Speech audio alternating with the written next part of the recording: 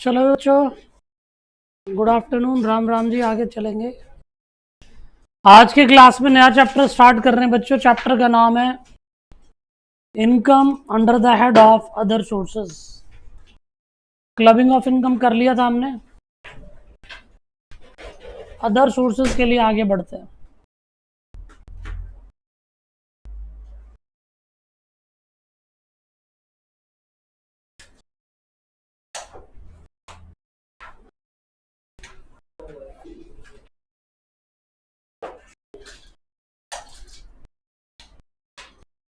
लिखो भाई, income under the head of other sources.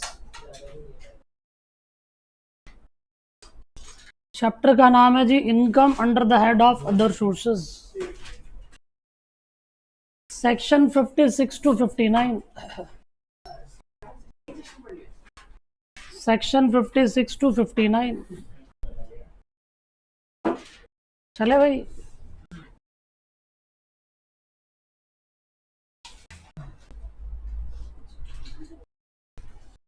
लिखेंगे पहला,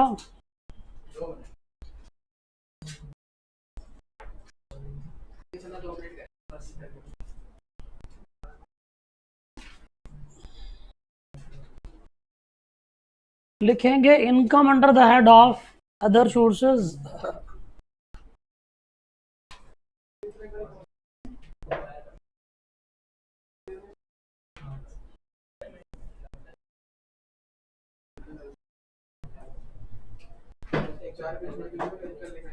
चले भाई।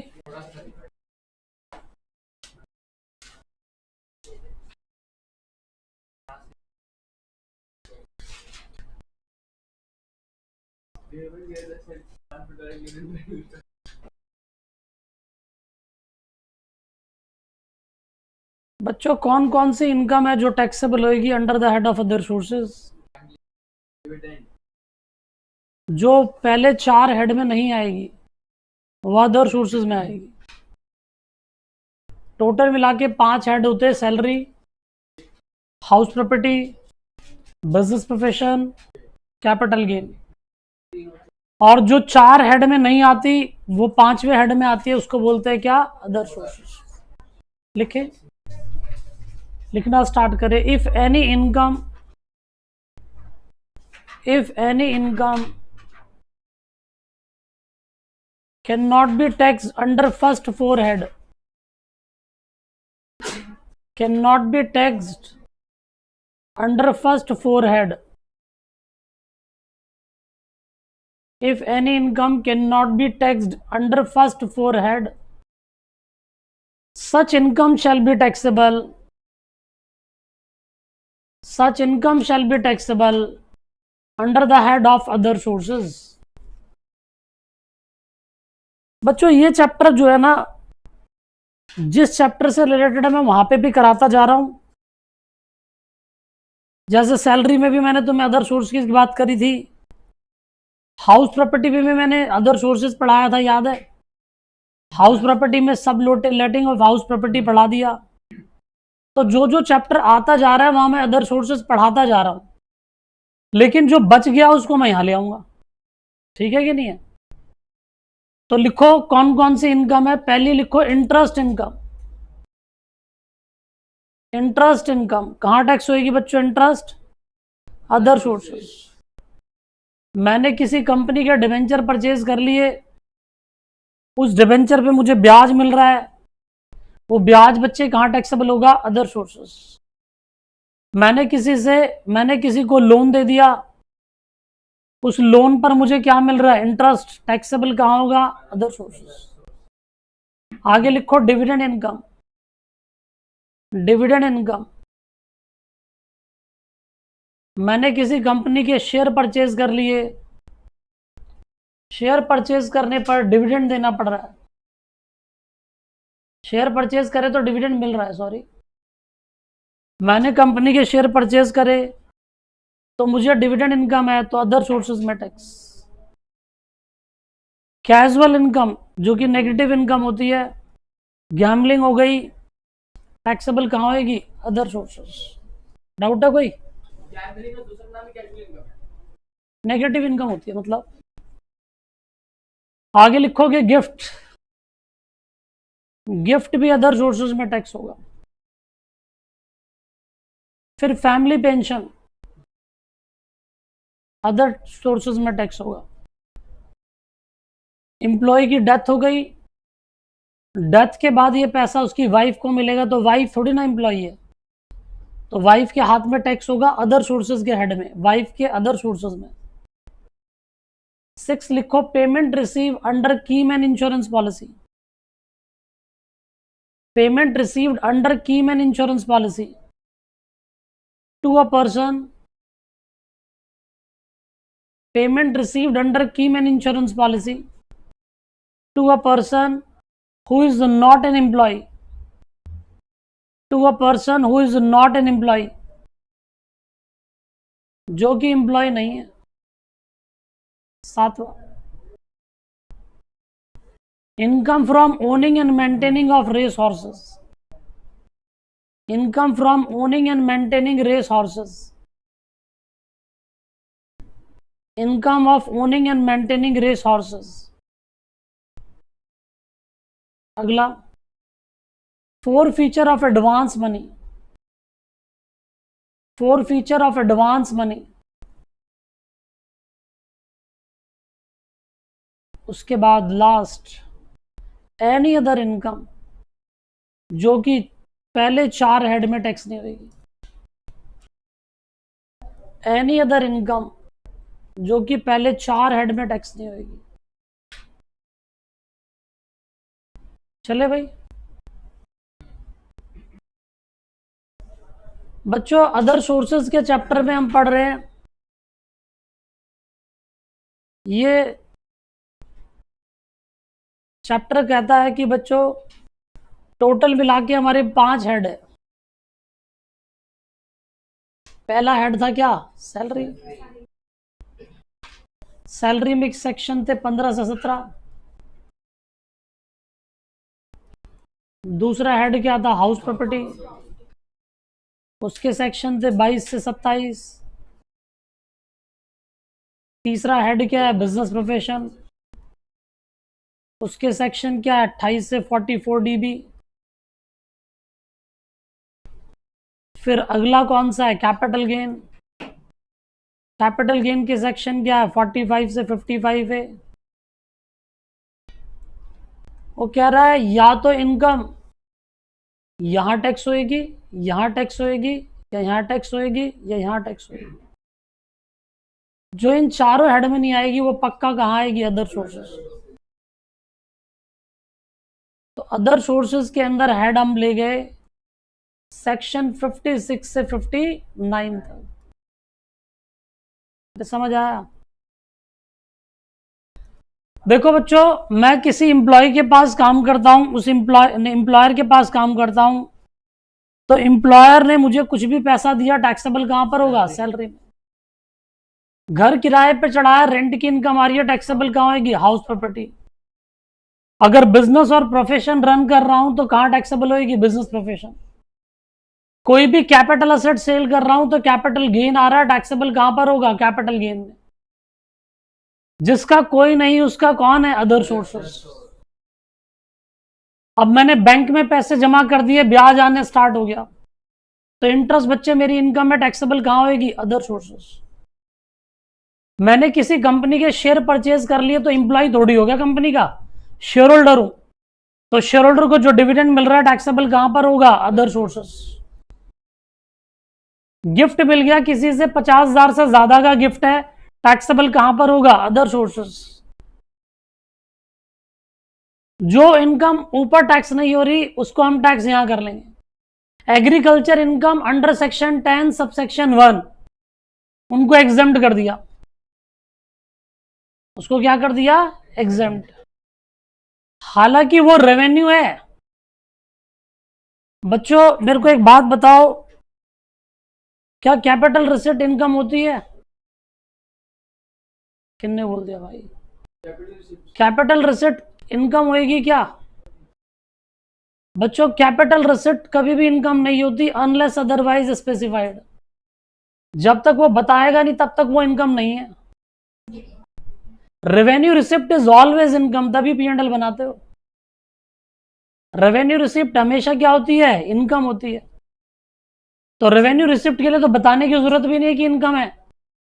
कैपिटल गेन के चैप्टर को हम टैक्सेबल इसलिए कर रहे हैं क्योंकि कैपिटल एसेट को उन्होंने स्पेसिफाई कर दिया इट इज इनकम। उन्होंने बोला कि कैपिटल एसेट बेचोगे तो कैपिटल गेन आएगा तो टैक्स देंगे, otherwise capital gain capital asset income नहीं होती। तो बात समझ आती है? कैपिटल रिसिप्ट जैसे मान लो मैं तुम्हें बताऊं बच्चों, एग्जांपल देता हूं मैं तुम्हें कैपिटल रिसिप्ट का। और कैपिटल रिसिप्ट बच्चों जैसे मान लो, एक अभी लास्ट क्लास में क्लबिंग ऑफ इनकम पढ़ा रहा था। क्लबिंग ऑफ इनकम के अंदर हस्बैंड और वाइफ का डाइवोर्स हो रहा है,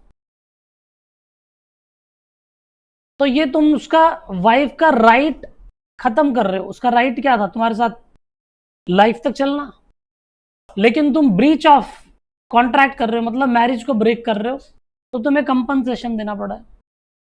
अब वो कंपनसेशन मिल रहा है, वो भी कैपिटल रिसिप्ट है, क्योंकि राइट है ना, तुम्हारा राइट खत्म हो रहा है, उस राइट के बदले क्या मिल रहा है तुम्हें? पैसा।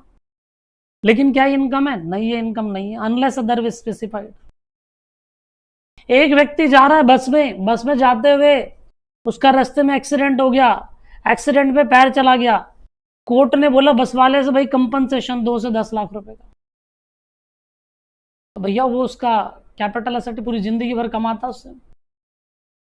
अब तुम उसको इनकम नहीं बोलोगे, है तो कैपिटल एसेट ही, लेकिन उसको हम लोग क्या करेंगे? टैक्सेबल नहीं करेंगे।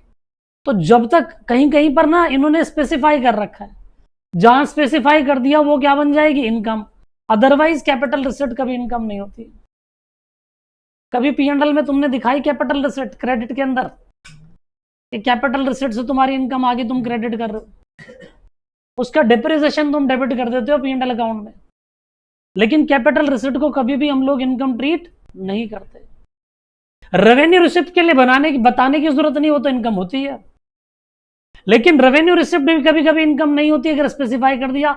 Agriculture income under section 10 subsection 1 revenue receipt है, लेकिन फिर भी टैक्सेबल नहीं है क्योंकि सेक्शन 10 में कवर हो गया। तो समझ आ रही है बात? तो हम लोग एक एक करके सारी बातें सीख रहे हैं। जो सैलरी में टैक्स ना हो वो टैक्सेबल कहां होगा? सैलरी में टैक्स नहीं हुआ, हाउस प्रॉपर्टी में नहीं हुआ, बिजनेस में नहीं हुआ, कैपिटल गेन में नहीं हुआ। 4 हेड में जो टैक्स नहीं होगा वो 5वें हेड में टैक्सेबल होगा, उसको हम बोलते हैं income under the head of other sources. Doubt है कोई?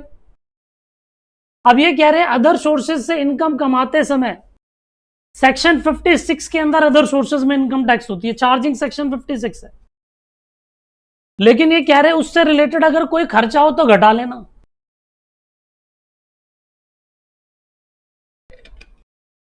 याद करो मैंने तुम्हें कराया था subletting of house property, house property पढ़ा चुका हूं ना। सबलेटिंग ऑफ हाउस प्रॉपर्टी में क्या पढ़ाया?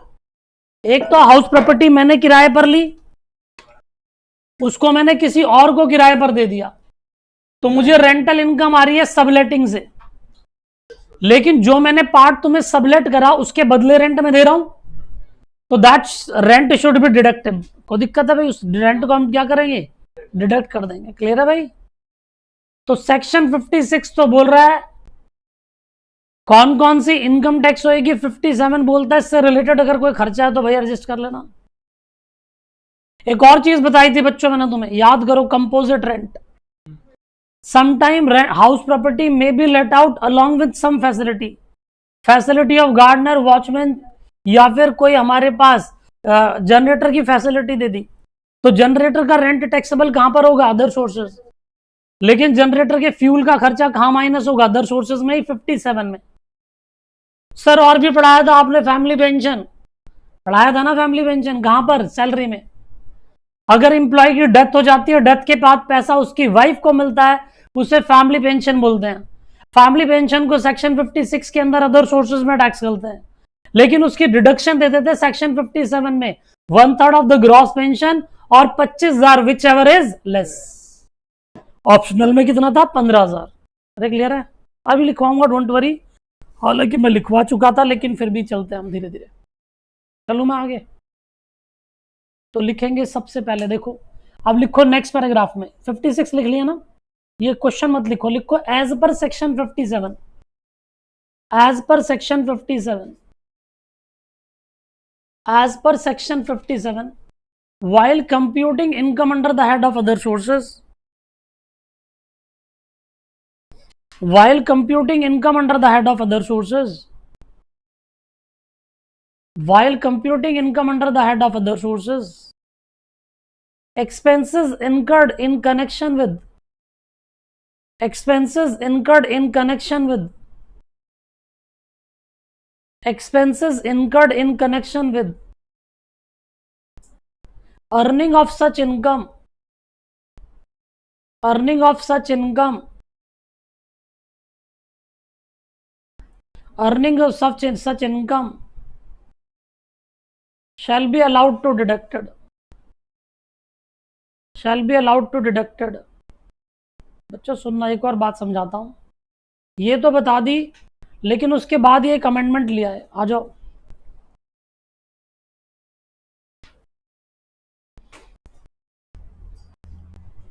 बच्चों सुनना,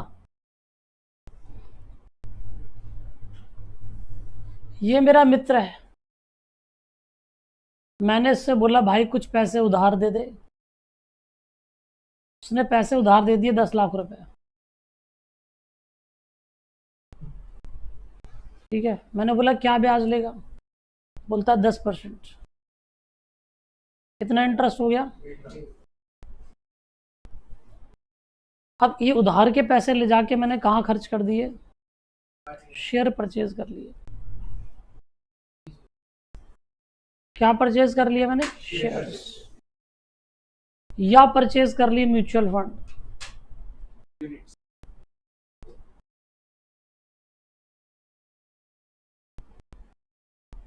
यहां से मेरे को डिविडेंड इनकम आई, यहां से मेरे को डिविडेंड इनकम आई 2 लाख रुपए की, ठीक है भाई। वैसे इस प्रोसेस को मैं तुम्हें बता दूं, बीइंग एफएम टीचर, इस प्रोसेस को आर्बिट्रेज प्रोसेस बोलते हैं। क्या बोलते हैं, आर्बिट्रेज। किसी से पैसा लेकर उधार, उसी पैसे को किसी और कंपनी में लगा दो, वहां से रिटर्न ज्यादा कमाने के लिए। कॉन्सेप्ट का नाम होता है ट्रेडिंग ऑन इक्विटी। क्या बोलते हैं, ट्रेडिंग ऑन इक्विटी। उधार पैसा लिया 10% से, उस पैसे को लगा दिया कितने परसेंट पे, 20% पे या 15% पे, तो देख लो उसके पैसे से पैसा कमाया, खुद भी जेब में रखा और उसका ब्याज वापस कर दिया। समझ रहे मेरी बात को। अब सुनना बच्चों, ये डिविडेंड इनकम है, इसको टैक्सेबल कहां करेंगे, 56 में, अदर सोर्सेस में। अभी यहां तक अगर अमेंडमेंट नहीं होती तो मैं क्या करता, सेक्शन 57 में 1 लाख रुपए का ब्याज, भाई ये कमाने के लिए मुझे कौन सी कॉस्ट उठानी पड़ रही है, 1 लाख रुपए का ब्याज है ना, तो मेरी इनकम होनी कितनी चाहिए, 1 लाख। लेकिन इनकम टैक्स वालों ने इस बात को मना कर दिया। वो कहते जो भी आपकी ग्रॉस इनकम होगी, ग्रॉस रिसिप्ट के 20% से ज्यादा खर्चा अलाउड नहीं है। इसका 20% कितना हो गया, 40,000। मैं 40,000 रुपये 57 में डिडक्ट कर सकता हूं, और मेरे को 1,60,000 अदर सोर्सेज में टैक्स देना पड़ेगा। बात समझ आई नहीं आई? यानी कि रिस्ट्रिक्ट सिर्फ इसी के लिए रिस्ट्रिक्ट है, बाकी सब अलाउड है। सिर्फ इसी के लिए रिस्ट्रिक्ट है, स्पेसिफिकली बता दिया।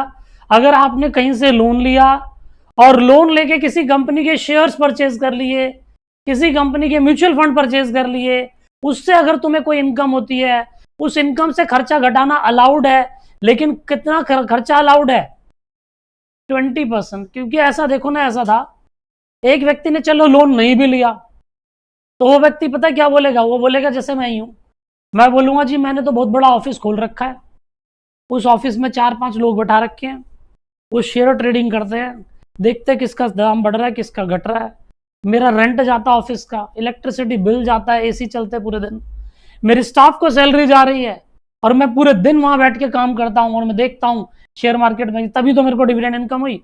सारा खर्चा, फिर उन्होंने बोला खर्चा बताओ, मैंने बोला डिविडेंड मिला 5 लाख का, खर्चा हुआ 15 लाख का, कैपिटल लॉस है मुझे, वो चेक कर पाएगा? तो उन्होंने बोला चेक क्यों करे, कंडीशन डाल दो।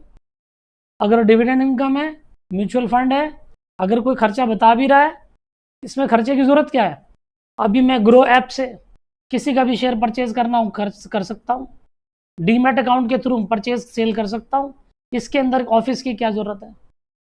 ठीक है भाई। तो अल्टीमेटली बोलते हैं खर्चा नॉट अलाउड। चलो है भी तो बस भैया, खर्चा अगर तुम कोई कर भी रहे हो तो कितना अलाउड होता है? 20% तक। बात समझ आती है? 20% ऑफ द ग्रॉस। तो देखो इस बात की अमेंडमेंट आई, मैं लिखवा देता हूं, पढ़ो। ये देखो, ये बोल्ड में लिखा हुआ है, लिखो। However in case of dividend income, however in case of dividend income, however in case of dividend income or income in respect of units, or income in respect of units of mutual fund, income in respect of units of mutual fund specified under section 10, specified under section 10 subsection 23D, 23D, or units of UTI, और units of UTI. बात समझ आई? क्या बोला इसने? अगर dividend income है या income mutual fund से है या यूनिट्स ऑफ यूटीआई से, तो देखो deduction shall be allowed, deduction shall be allowed only for the interest expense, और कुछ नहीं। जो मैं रेंट वेंट बोल रहा था वो सब हटा दो, स्टाफ की सैलरी सब हटा दो, सिर्फ किसके लिए? इंटरेस्ट, सिर्फ interest. Deduction shall be allowed only for interest expense,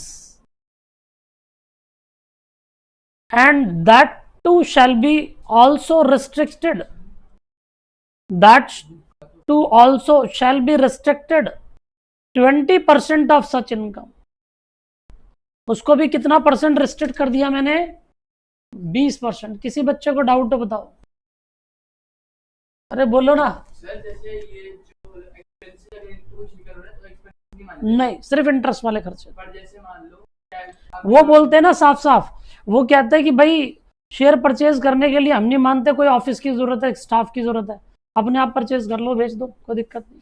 हाँ बोलो। जैसे मान लो आपने लॉटरी खरीदी, नोटरी, लॉटरी लॉटरी पर, लॉटरी में नहीं है, लॉटरी का अलग से आएगा है? पूरी अमाउंट टैक्स, वो तो पूरा ग्रॉस रिसिप्ट टैक्सेबल है वहां तो। अगर लॉटरी अभी आएगा, लॉटरी का, लॉटरी के केस में तो ग्रॉस रिसिप्ट टैक्स है, उसमें तो कुछ भी, लॉटरी का टिकट भी घटाना अलाउड नहीं है, वो मैं भी डिस्कस करूंगा। बात समझ आई यहां तक? फॉर एग्जाम्पल लिखो, लिखो mister x has taken a loan of ₹10 lakh, mister x has taken a loan of ₹10 lakh at the rate of 10%, at the rate of 10%, at the rate of 10%, and loan amount was invested, and loan amount was invested, loan amount was invested, loan amount was invested in shares of company, in shares of a company, loan amounts were invested in shares of a company, in shares of a company, clear है भाई? in shares of a company, and dividend received, and dividend received 2 lakh रुपए, dividend received 2 lakh रुपए। in this case, in this case taxable amount shall be, in this case taxable amount shall be, ये copy कर लो। Income under the head of other sources कितनी है? तो बोलो भाई। डिविडेंड की इनकम आई सेक्शन 56 में 2 लाख, लेकिन 57 में 1 लाख का खर्चा तो है, लेकिन भाई 20% से ज्यादा अलाउड नहीं है, विच एवर इज लेस। कोई दिक्कत है बच्चों? बताओ। है बिना लोन के डायरेक्ट विच एवर नहीं 20%। हाँ जी, बिना लोन लिए मतलब म्यूचुअल फंड है। हाँ तो फिर तो तुम ब्याज ही नहीं दोगे, क्यों घटेगा फिर? खुद को ब्याज कौन देता है? ये जिनके इस केस में होगा। बस ठीक है भाई, 1,60,000। डाउट है कोई? अब देखो इनकम टैक्स ने एक और चीज बता दी। वो कहते हैं कि भाई अब हम ये भी बता देते हैं, वैसे तो तुम अकाउंटेंसी के स्टूडेंट हो, सब पता है, लेकिन उन्होंने बता दिया कभी भी P&L, ये P&L ही बन रहा है अदर सोर्सेज का, तो ये कह रहे अदर सोर्सेज के P&L में कोई पर्सनल खर्चा मत दिखा देना। अदर सोर्सेज में जब P&L बना रहे हैं, P&L ही तो है, स्टेटमेंट बना रहे हैं, ये यहाँ इनकम लिखी, यहाँ खर्चे माइनस कर रहे हैं, यहाँ इनकम आ रही है। यहाँ पर मैं 5-5 P&L बनाने सिखा रहा हूँ, हाउस प्रॉपर्टी अलग, सैलरी अलग, बिजनेस अलग, कैपिटल गेन अलग, कोई दिक्कत? फिर बाद में सबकी अलग अलग इनकम निकाल के सबको टोटल करूंगा, फिर ग्रॉस टोटल आएगी। तो मेथड है टैक्सेशन का। ये कहता कोई पर्सनल एक्सपेंडिचर मत डेबिट करना, वो तो तुम करते ही नहीं हो। कभी P&L में अपने घर के राशन का खर्चा डेबिट कर लोगे क्या? बात खत्म। अदर सोर्सेज में भी ऐसा ही है, लिखोगे as per section 58, as per section 58 while computing income, as per section 58 while computing income, as per section 58 while computing income, any personal expense, as per section 58 while computing income, while computing income, any personal expense shall be allowed to deducted, any personal expense shall not be allowed to deducted, shall not be allowed to deducted, and also in case of capital expenditure, and also in case of capital expenditure, and also in case of capital expenditure, and also in case of capital expenditure, only depreciation shall be allowed। ठीक है भाई, capital expenditure में भी क्या दिखाते हो sir तुम? Depreciation. हाँ कहीं कहीं पर देखो, आप देखो अलग P&L आएगा, वहां कैपिटल एक्सपेंडिचर भी डेबिट होंगे। सर क्या बोल रहे हो? ये इनकम टैक्स है भाई। P&L डेप्रिसिएशन जब आएगा तो हम बोलेंगे साइंटिफिक रिसर्च के लिए अगर तुमने कैपिटल एसेट परचेज करा, कोई बात नहीं, डेबिट कर लो। प्रमोशन ऑफ फैमिली प्लानिंग के लिए कोई कैपिटल एसेट नॉर्म्स है या कहीं पर वो है, तो उसके लिए भी कैपिटल एक्सपेंडिचर डेबिट कर लो। तो मैं तुम्हें बिजनेस प्रोफेशन में कैपिटल एक्सपेंडिचर भी डेबिट कराऊंगा। तो वो बिजनेस प्रोफेशन बता रहा है कि कौन कौन से खर्चे अलाउड है, कौन से डिसअलाउड है। क्लियर है भाई? अभी मैं बात कर रहा हूं सिर्फ किसके रिलेशन में? अदर सोर्सेस के। डाउट है कोई? अब सुनना ध्यान से। अभी जो ये लॉटरी की बात कर रहे थे, सुनना बच्चों, ध्यान दो। मुझे फोन आया अमिताभ बच्चन का, तो अमिताभ बच्चन साहब ने मुझे फोन करा, उनने बोला आपको यहां पर KBC में बुलाया जाता है। मैंने बोला बहुत बढ़िया। अब मैं खुश कुछ ज्यादा ही हो गया, मैं सोचा जीत ही जाऊंगा, लेकिन दिक्कत हो गई। मैं KBC में जाके पहले तो मैंने क्या करा, एक होटल लिया बढ़िया सा, ये सब रिकवर हो जाएगा। किराया था 50,000 रुपए, आराम से रह रहा हूँ, होटल में घूम रहा हूँ। 2-3 दिन बाद आना था मेरा एपिसोड, तो मैंने पैसा कुछ खर्च कर दिया, लाख रुपए के आसपास। 1 लाख रुपए मेरा खर्च हो गया। KBC में मैं गया और जाके उन्होंने क्वेश्चन पूछा, नहीं मैं जीत गया थोड़ा बहुत, 5 लाख जीत गया। अब 5 लाख अगर मैं जीत गया तो उसके बाद मेरी इनकम कितनी है? 4 लाख है या 5 लाख है? इनकम टैक्स वाले बोलते कैजुअल इनकम में सेक्शन 58 सबसेक्शन 4 ग्रॉस रिसिप्ट पूरी इनकम है, ये खर्चा घटाना अलाउड। क्यों कैजुअल है? नॉलेज नहीं लगी। देखो ना, अभी कैजुअल इनकम की डेफिनेशन बताऊंगा अभी। भाई ऑप्शन नहीं दे दिए उसने, आपके पास 4 ऑप्शन है। लाइफ लाइन यूज करना चाहते हो? 50-50 दो हट गए। अच्छा, और कुछ? Audience friend. Audience poll use करना चाह रहे हो? हाँ, बस ऑडियंस ने बता दिया, आ गया, जीत गया, और क्या चाहिए भाई। 4 ऑप्शन दे दिए, तो इलेक्ट्रॉनिक मीडिया पे तुम कोई गेम शो दिखा रहे हो तो चांसेस का गेम है, चांस के कारण भी जीत जाते कई बार। अरे क्लियर है? तो उसको हम लोग क्या बोलते हैं? देखो section 58 subsection 4, no deduction in respect of any expenditure. कोई डिडक्शन नहीं मिलेगी, कोई एक्सपेंडिचर और allowance allowed shall be allowed in computing income by way of any winning from lottery, crossword puzzles, races including horse races, card game or other game of any sort, इसी में आ जाता है, or from gambling or betting of any form or nature whatsoever। इसमें लगभग सारी बातें cover कर दी उन्होंने। तो वो इलेक्ट्रॉनिक मीडिया पे तुम दिखा रहे हो, वो भी क्या आ जाता है, कैजुअल इनकम। को डाउट है किसी को? तो लिखोगे, लिखना स्टार्ट करो यहां से, 58 से लिख लो, शाबाश।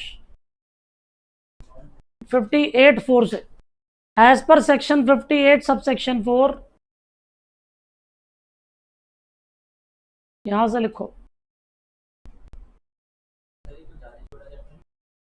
अरे अभी तो खत्म कहाँ हुआ है, तुम तो कह रहे हो कि खत्म हो गया, ये हद हो गई, अभी तो चलने तो दो, ये खुश हो रहा ज्यादा ही। सर 59 तक है, 58 तक पहुंच गए।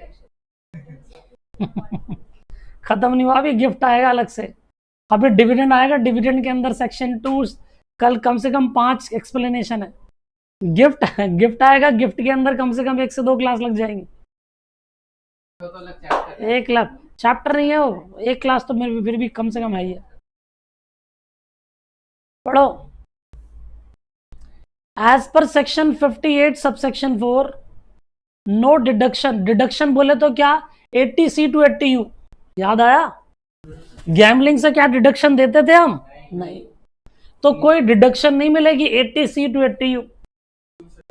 ठीक है भाई, no deduction in respect of any expenditure और अलाउंस शैल बी अलाउड। ठीक है भाई, अलाउंस मतलब कोई एग्जम्पशन वगैरह कुछ भी नहीं देंगे हम उसे। शैल be allowed in computing income, अगर वो पैसा लॉटरी से आया, लॉटरी का टिकट परचेज कर लिया, तो लॉटरी का टिकट घटाना अलाउड नहीं है। कर लो यहां तक, व्हाट्सोएवर तक, फिर एक एग्जांपल से आगे चलेंगे। सर अगर कोई चोरी करके पैसे लेता है तो अदर सोर्स से जाऊंगा? नहीं, चोरी करके अगर तुम पकड़े गए तो पहली बात तो जेल में डाल देंगे। नहीं पकड़े गए और हम तुमसे पूछे कहां से आया, तो उसको बोलते अनडिस्क्लोज्ड सोर्सेज, उसे भी अदर सोर्सेज में ले जाते हैं। अगर तुम डिस्क्लोज नहीं कर पा रहे ना सोर्स को, तो उसे हम लोग अदर सोर्सेज में लेके जाते हैं।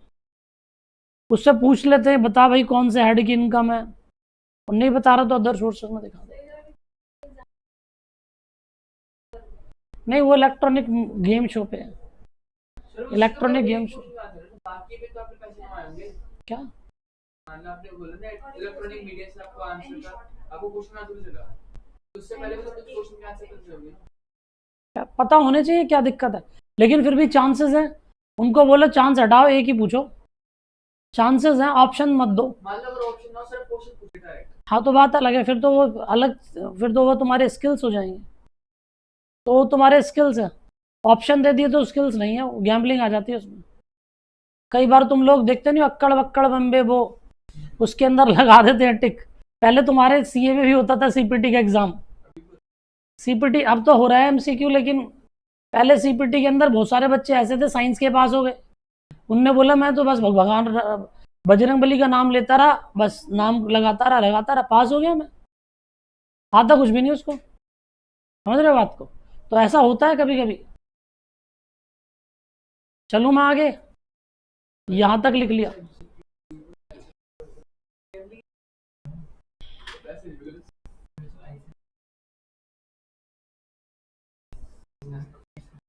क्या मैं आगे बढ़ जाऊं बच्चों?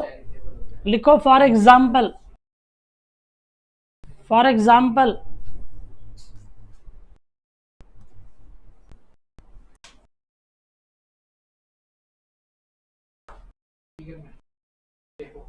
लिखो for example, mister x has purchase lottery ticket for ₹10,000।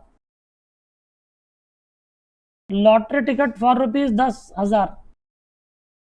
आगे मैं बोलूंगा, इसमें से मत देखना। Lottery ticket of ₹10,000। He had winning ₹7,00,000। He has winning ₹7,00,000। ठीक है भाई, ही हैड विनिंग ₹7,00,000। आगे लिखो, डिडक्शन अंडर चैप्टर 6 से ₹1,00,000। Deduction under chapter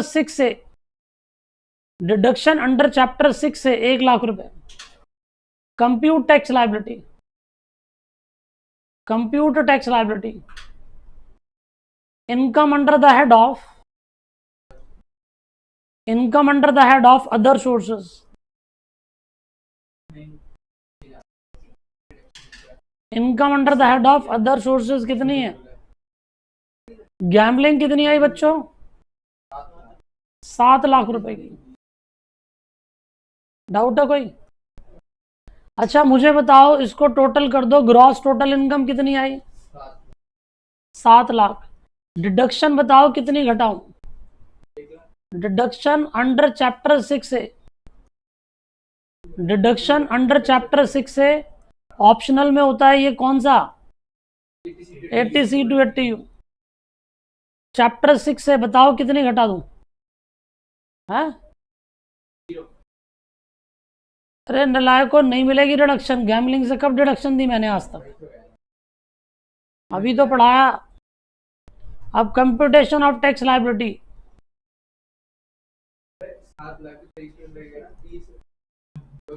computation of tax liability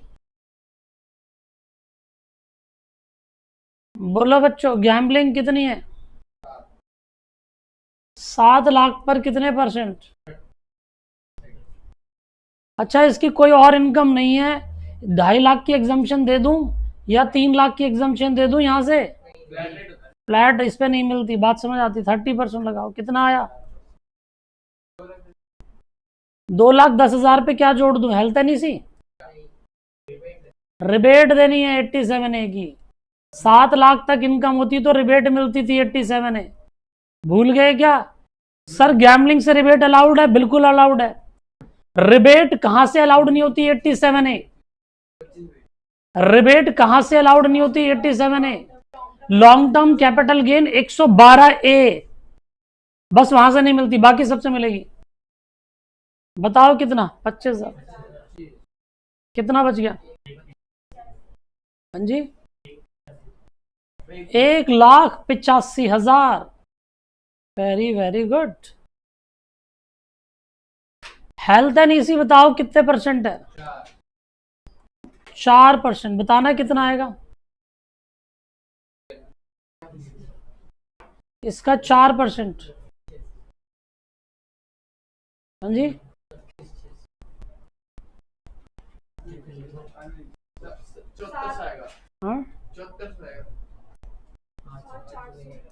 7400 total बताओ।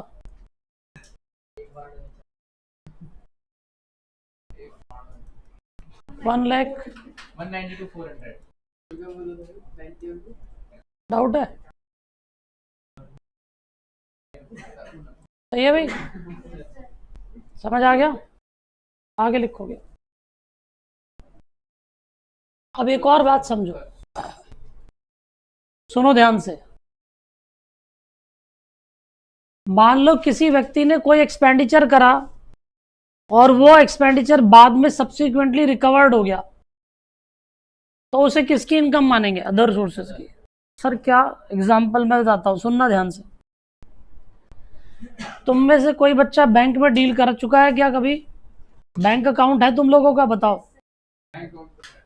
जब तुम्हारा बैंक अकाउंट है बच्चों, मान लो तुम्हें चेक मिला, ठीक है, बैंक अकाउंट है आपके पास। बैंक अकाउंट है स्टेट बैंक ऑफ इंडिया का, ठीक है भाई, SBI।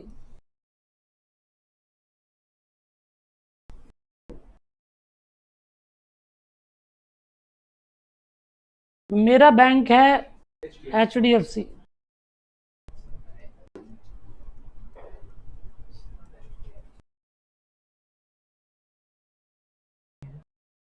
मैंने तुम्हें चेक दिया, ठीक है भाई। अब ये चेक 1 लाख रुपए का मैंने दे दिया तुम्हें, और ये अकाउंट पे ही चेक है, जानते हो ना अकाउंट पे ही चेक। तो बोलो, वो अकाउंट में ही पे होगा, पैरेलल लाइन लगी होती है चेक के ऊपर दो। नेगोशिएबल इंस्ट्रूमेंट नहीं है तुम्हारे सिलेबस में अब। फाउंडेशन में हाँ, तो पढ़ा होगा ना, भूल गए। बियरर चेक होता था, स्पेशल ग्रॉसिंग होती थी अकाउंट। तो देखो, ये अकाउंट पे ही चेक है, प्लीज सुनना। मैंने तुम्हें चेक दे दिया, तुम क्या करोगे? तुम्हारा बैंक अकाउंट कहाँ पर है? SBI में। तुम इस चेक को अपने बैंक में जमा करोगे, और तुम्हारे बैंक वाले मेरे बैंक से पैसा लेंगे, और वो पैसा लेके तुम्हें दे देंगे। और अगर मैंने बोला कि बैंक वाले गए, उन्होंने बोला भाई इनके खाते में तो पैसे ही नहीं है, तो वो चेक बाउंस हो जाएगा, डिसऑनर हो जाएगा। क्लियर है भाई? लेकिन ना मेरी बात सुनना, ऐसा होता नहीं है जैसा तुम कर रहे हो। ऐसे तो बैंक के पास डेली के पता नहीं कितने हजार चेक आ जाएंगे, और डेली डेली ऐसे पता नहीं और कितने सारे बैंकों के आएंगे। अरे सुन लो इधर, देखो, अरे सुन लो, ध्यान दो इधर। पहली बात तो मैं तुम्हें बताऊं, इसके अंदर बिल्कुल भी दिक्कत नहीं होती, इसकी क्लियरिंग होती है। क्लियरिंग कैसे होती है?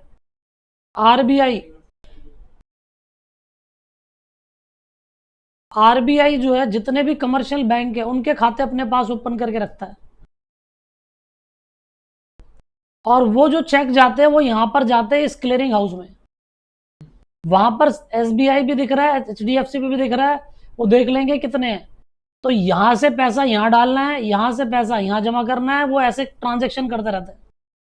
ये सारे अकाउंट किसके पास होते हैं? आरबीआई के पास। आरबीआई के पास सबने सबके अकाउंट खोल रखे थे उन्होंने, ठीक है कि नहीं है?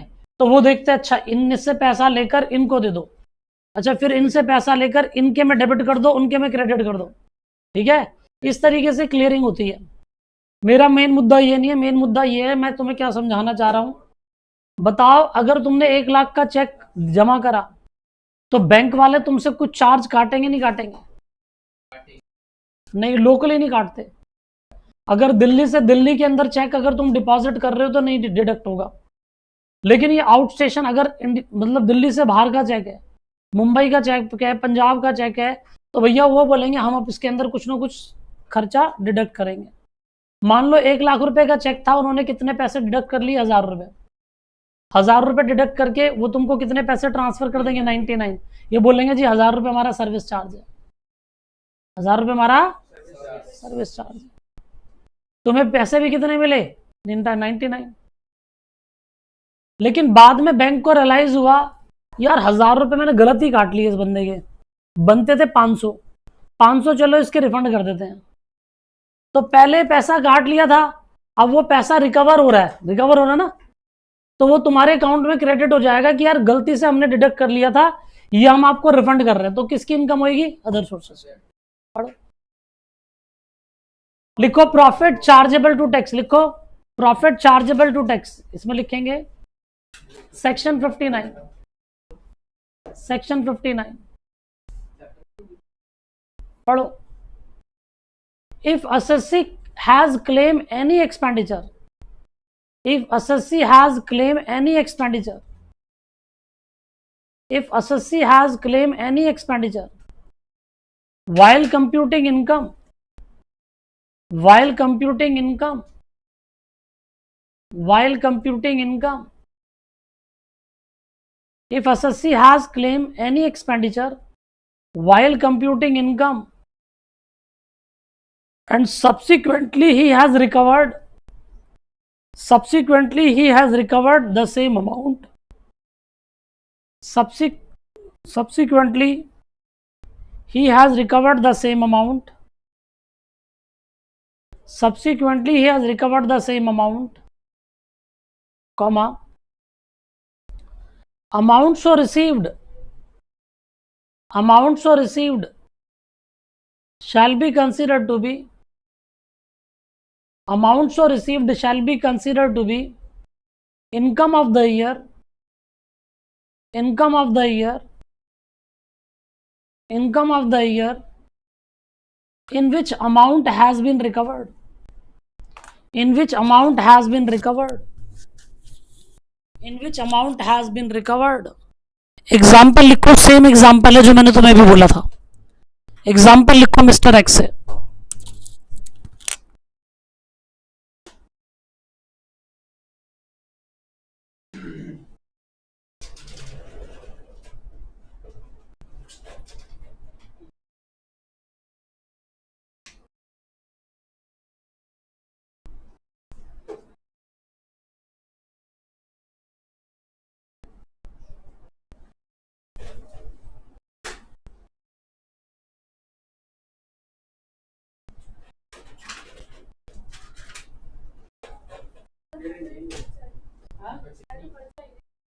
खर्चा पहले हुआ था, अब रिकवर हो गया ना. खर्चा हुआ तो तुमने, तुम्हारी इनकम भी थी तो तुमने 99 पे टैक्स दिया होगा, है ना. 99 में से 1000 रुपए का खर्चा दिखा दिया तो 99 पे टैक्स दिया. आज 500 और मिल गया ना तुम्हें वापस, मिल गया तो 500 इनकम है तुम्हारी.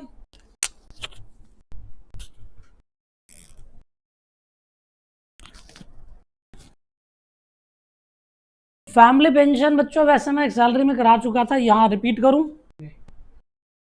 बोलो. रिवाइज कर दो, दिखाना देखते देखिए.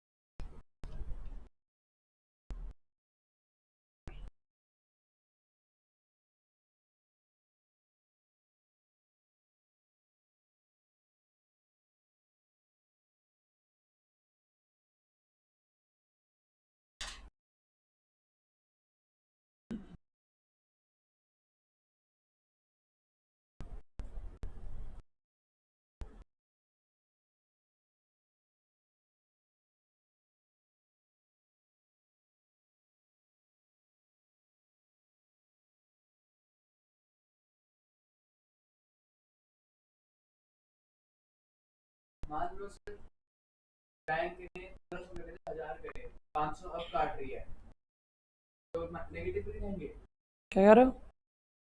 मान लो बैंक 1500 काट भी दे 1 लाख पे, हाँ, काटने सिर्फ 1000 तो इस बार के खर्चे में घटा देना उसे. बताएंगे. हाँ चले भाई. Family pension, 1 minute.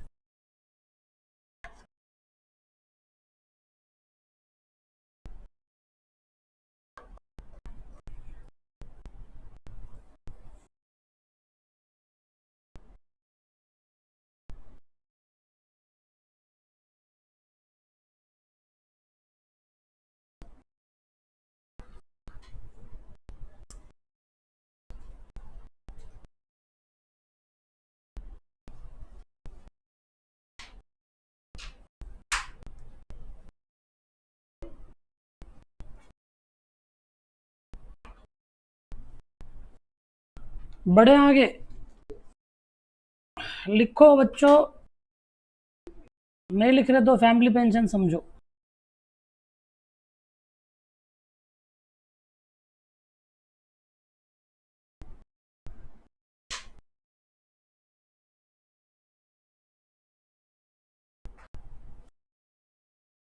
अच्छा, फैमिली पेंशन क्या होती है सुने ध्यान से.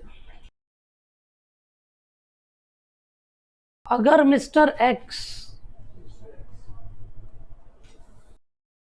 कहीं पर जॉब कर रहा है तो एम्प्लॉयर से जो भी मिलेगा टैक्सेबल कहां पर है? सैलरी में. तो जॉब करते करते सैलरी मिली तो किस हेड में टैक्स तो बोले हुई? Head of salary. डाउट है कोई? मिस्टर एक्स रिटायर हो गया, अब क्या मिलेगी? पेंशन. पेंशन भी कहां टैक्स होएगी? सैलरी. डाउट है कोई? क्योंकि अभी तो एम्प्लॉय जिंदा है ना. एम्प्लॉय जिंदा है तो क्या होगा? एम्प्लॉयर पेंशन दे रहा है तो कहां टैक्स होएगी? सैलरी. मिस्टर एक्स दुनिया में नहीं रहा, डेथ हो गई, डेथ के बाद पेंशन किसको मिलेगी? उसकी वाइफ को। अब डेथ के बाद पेंशन उसकी वाइफ को मिलेगी, उसको बोलते हैं फैमिली पेंशन। क्या बोलते हैं? तो एक तो होता है डिफॉल्ट और एक ऑप्शनल, दोनों में अलग है ये लिख लेना भले ही, क्योंकि इससे थोड़ा सा दिक्कत जो है दूर हो जाएगी। फैमिली पेंशन टैक्सेबल होएगी जिस भी पर्सन को मिलेगी उसके किस में? अदर सोर्सेज में। 56 में कोई दिक्कत है जी? टैक्सेबल कहाँ होगी? Other sources. अरे समझ आ नहीं आया? ये भी सेम है, लेकिन यहां पर एज पर 57 डिडक्शन मिलती है। डिफॉल्ट में 1/3 of the pension, 1/3 of gross pension और 25,000 विच एवर इज लेस, दोनों में से जो भी कम होगा।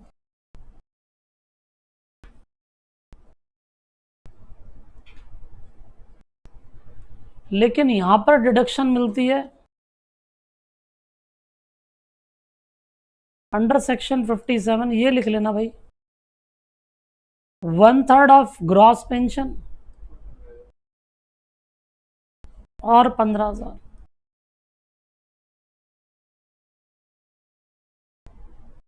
Which ever is less. Doubt है कोई?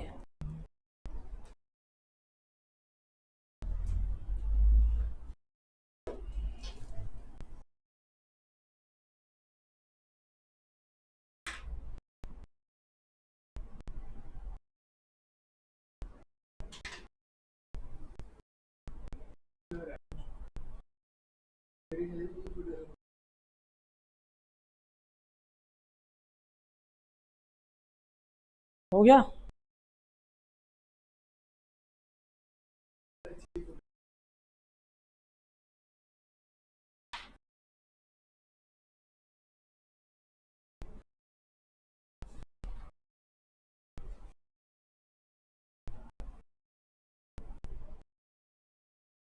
हो जाए तो बताएं।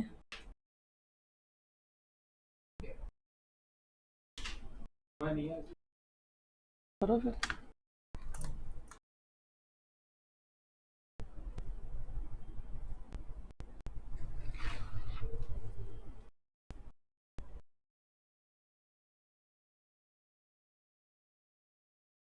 चलो आगे।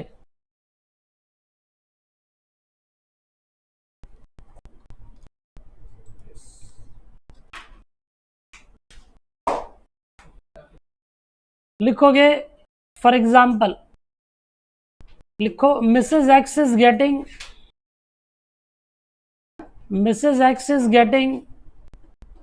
फैमिली पेंशन 10,000 रुपये पर मंथ।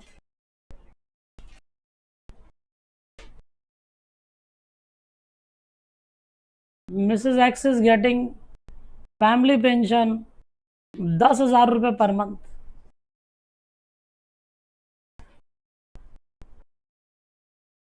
ठीक है भाई। उसके बाद चलो कंप्यूट टैक्सेबल अमाउंट। हाँ बहुत है। बताओ जी फैमिली पेंशन कितने मिल रही है?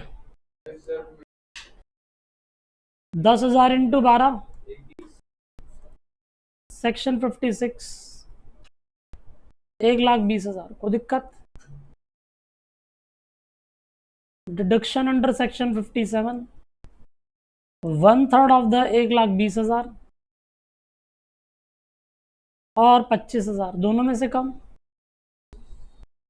25। टैक्सेबल बताओ? 95। ये तो डिफॉल्ट में टैक्सेबल है। ऑप्शनल में बताओ? 1/3 और 15। उसमें टैक्सेबल कितनी? 1,05,000। डाउट है कोई?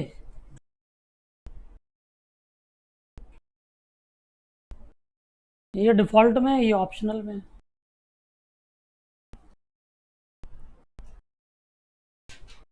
डाउट हो तो बताओ।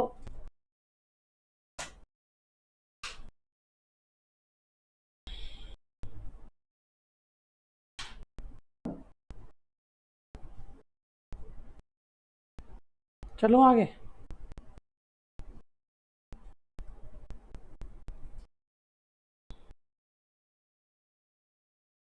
मिसेज एक्स गेटिंग, देखो इधर, Mrs X is getting family pension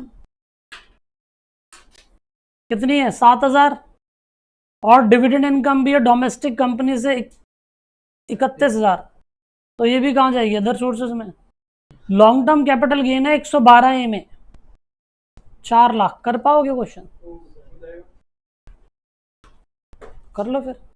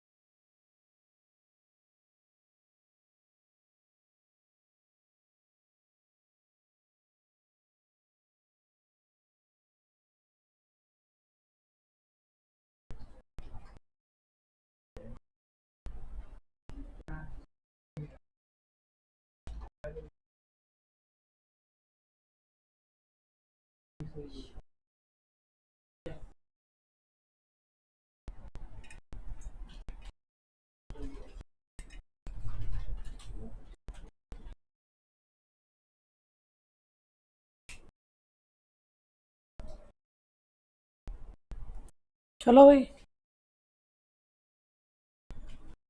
बताओ जरा। Income under the head of, answer बता दो क्या है। अभी कर रहा हूं मैं। Under the head of capital gain,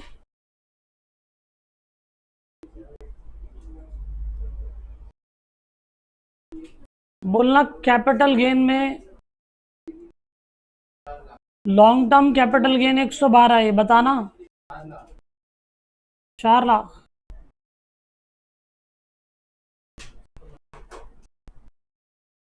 दूसरा बताओ, income under the head of other sources, income under the head of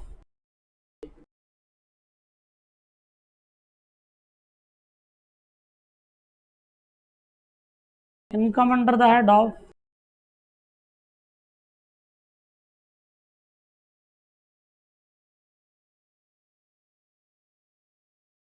मुझे बताओ डिविडेंड कितना।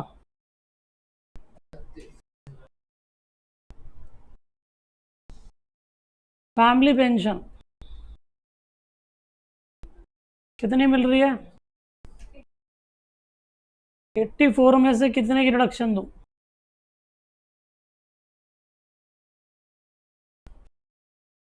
1/3 ऑफ 84,000 और 25,000, दोनों में से कम 25 है। 25 घटा दो, बताओ। 59। टोटल करवा दो 59 और 39, 31 sorry, 90,000 total gross total income. Reduction नहीं है ना?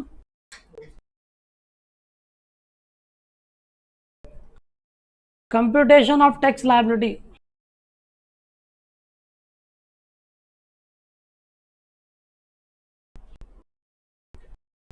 कंप्यूटेशन ऑफ टैक्स लायबिलिटी में बताओ बच्चों,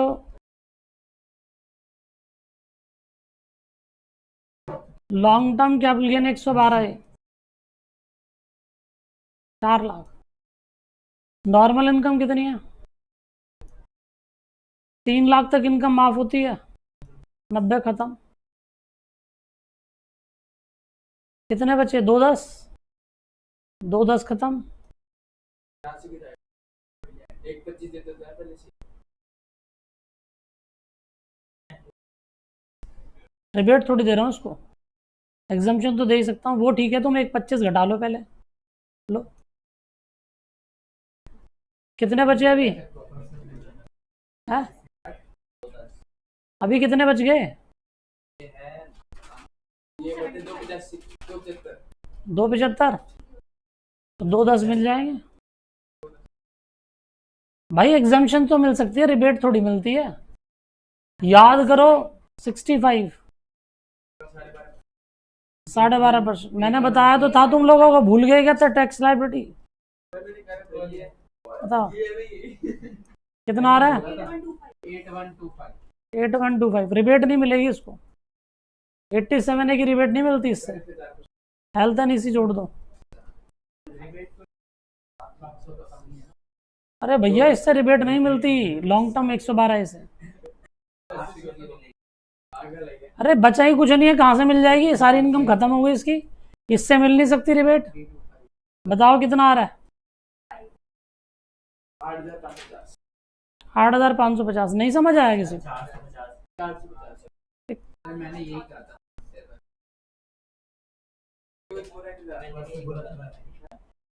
समझ आई बात तो। चलो आगे, क्वेश्चन नंबर 4 कर रहे हैं, प्लीज ध्यान देना। 4, right a note on taxability of interest received on payment of compensation by the government. रुक जाना, मैं समझा देता हूं फिर नोट कर लेना। सुनो ध्यान से।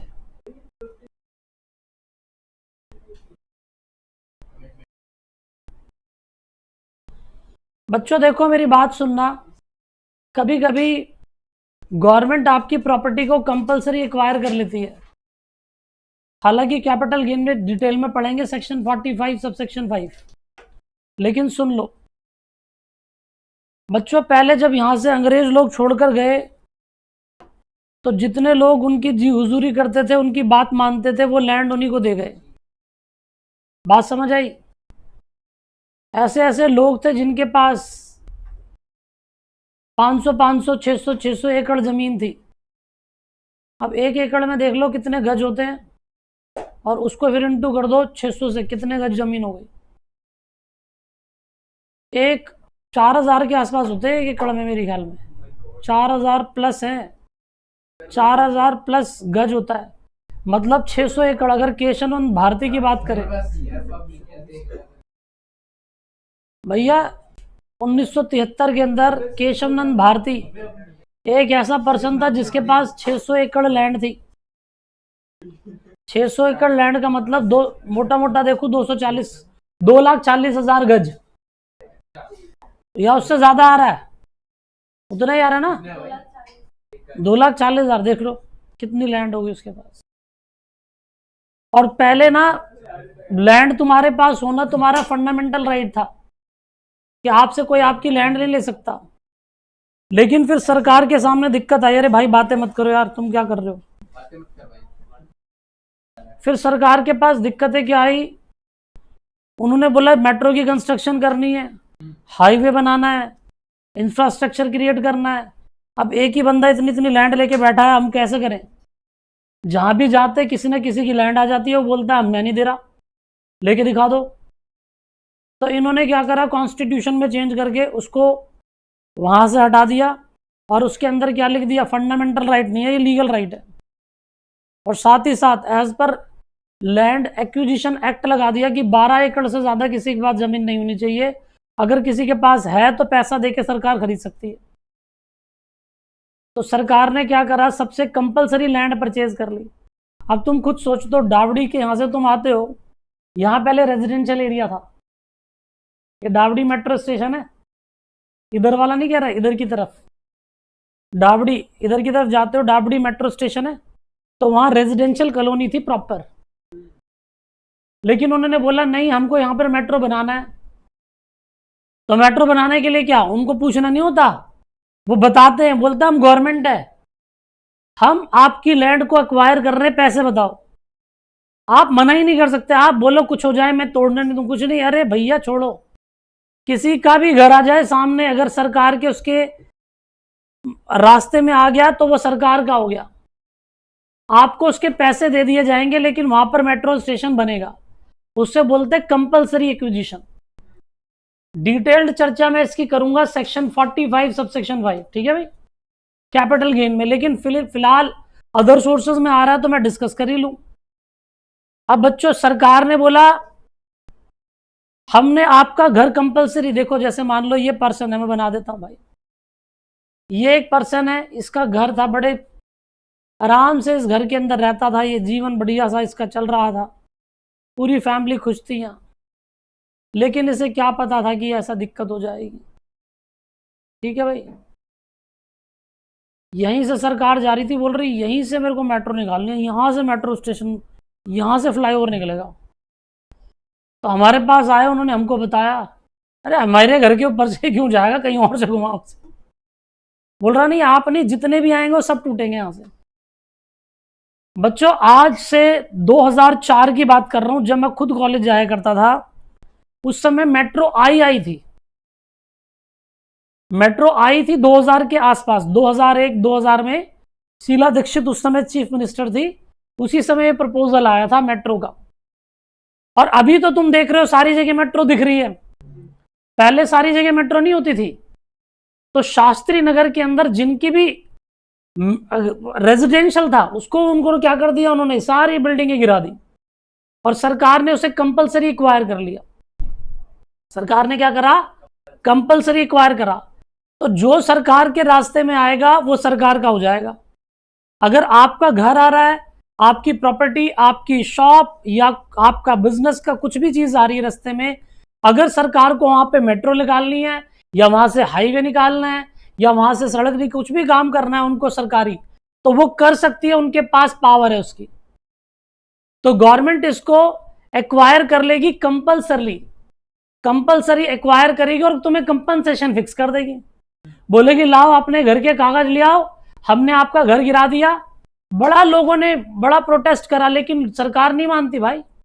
तुम छत पे चढ़ गए, तुमने बोला बुलडोजर चलाकर दिखाओ, क्रेन से तुम्हें नीचे उतार दिया और तोड़ दिया। उनने बोला आप घर के कागज लिया ना, कंपनसेशन हमसे ले लेना। लेकिन इसके अंदर वो लोग फंस गए जिनके कागजों के अंदर वैल्यू अलग है। अब कागजों में अलग वैल्यू होती है, मार्केट वैल्यू अलग होती है बच्चों। तो सरकार अगर पेमेंट देगी तो पेमेंट तुम्हारे कागजों के बेसिस पे देगी, उस पे देख लेगी स्टैंप ड्यूटी, उसका सर्कल रेट देख लेगी, सर्कल रेट के बेसिस पे तुम्हें सरकार पैसे देगी, मार्केट वैल्यू नहीं देखेगी वो। मार्केट वैल्यू आप बोल भी नहीं पाओगे सरकार को कि सर जी ये कागजों में थोड़ी कम दिखा रखी है, आप इतने पैसे मत दो, मार्केट वैल्यू के हिसाब से दो। ये तो हमने टैक्स बचाने के लिए ऐसा कर रखा था। सरकार बोलेगी अच्छा टैक्स बचाने के लिए कर रखा था, ऐसी कितनी और प्रॉपर्टी है, पकड़ो इसको, इसने गलत गलत दिखा रखा है। बात समझ रहे हो। तो जो सरकार के रास्ते में आएगा वो सरकार का हो जाएगा। आप सुनना, मेन मुद्दा क्या, भाई ये बिल्डिंग तोड़ दी, देख लो, दिख रही है कहीं? ये टूट दिख रही है, ये देख लो, तोड़ दी, है ही नहीं। अब ये पर्सन आया मेरे पास, उसने बोला कंपनसेशन। हमने बोला जी तुम्हारा कंपनसेशन 50 लाख रुपए बनता है, ले लेना, दे देंगे, सरकारी काम है, धीरे धीरे होता है। अभी एक काम करो, तुम 10 लाख रुपए ले लो, 40 लाख रुपए थोड़े दिन बाद दे देंगे। पता लगा 40 लाख देने में 2 साल लगा दिए,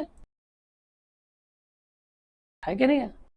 और देखो सेक्शन 45 सबसेक्शन 5 में पढ़ाऊंगा, जब भी कंपलसरी एक्विजिशन होता है, capital gain will be computed in the year in which the compulsory acquisition has been taken place. और टैक्सेशन जब करेंगे सरकार, जब भी इसकी पहली पेमेंट करी, और सारे ही टैक्स कर देंगे। अब देखो, फिलहाल मुद्दा यहां समझो, मैं वो कैपिटल गेन में डिटेल में डिस्कस करूंगा, फिलहाल इतना समझो जितना समझाना है। 50 लाख का कंपनसेशन फिक्स करा, 10 लाख रुपए आज दे दिए, 40 लाख रुपए 2 साल बाद देगा तो मैं मान जाऊंगा क्या? मैं बोलूंगा ब्याज, ब्याज दो भाई, मेरे को 2 साल डिले करके पैसा दिया, पैसे की वर्थ होती है, पैसा डिले कर दिया, डिले कर दिया तो उसमें मुझे इंटरेस्ट चाहिए, और जो वो इंटरेस्ट मिलेगा सरकार देगी इंटरेस्ट, लेकिन उस सरकार बोलेगी इसमें से 50% घटा लो। जैसे सरकार ने इंटरेस्ट तुम्हें 2 लाख रुपए, 2 लाख तो कम हो गया, 5 लाख का मान लो इंटरेस्ट दे दिया, तो सरकार बोलेगी 50% डिडक्ट कर लो। कितने परसेंट? 50%। बच गया 2.5 लाख, 2.5 लाख को टैक्स दो, 2.5 लाख को टैक्स दे दो, किसके अंदर? अदर सोर्सेस में। एक तो सरकार ने खुद ही डिले करा पेमेंट करने में, डिले करा तो ब्याज दिया, ब्याज में से 50% घटा दिया, लेकिन फिर भी टैक्स कर दिया। देख लो, यही है।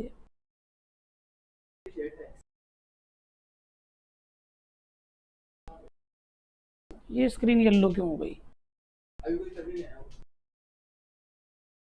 देखो भाई, एज पर सेक्शन, पढ़ो, लिखो, लिखना स्टार्ट करो, लिखो, ये लिखना, हेडिंग लिखना, interest received on payment of, interest received on payment of compensation, interest received on payment of compensation from government, interest received on payment of compensation from government.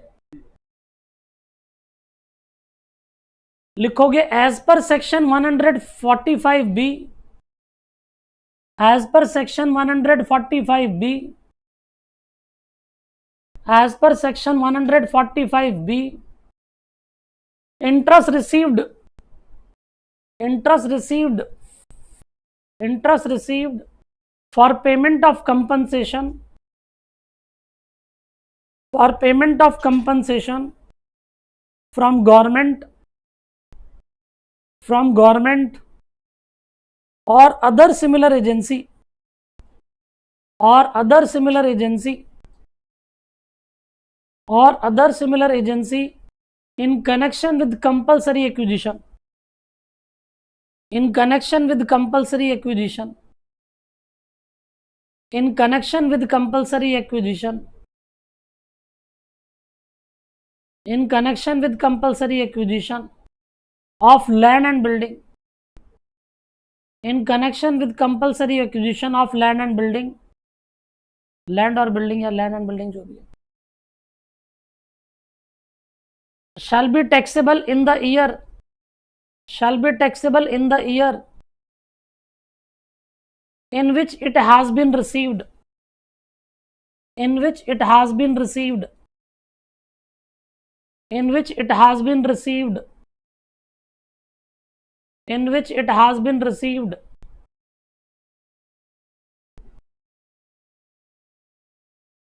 and it is taxable under the head of other sources, and it is taxable under the head of other sources, it is taxable under the head of other sources, it is taxable under the head of other sources,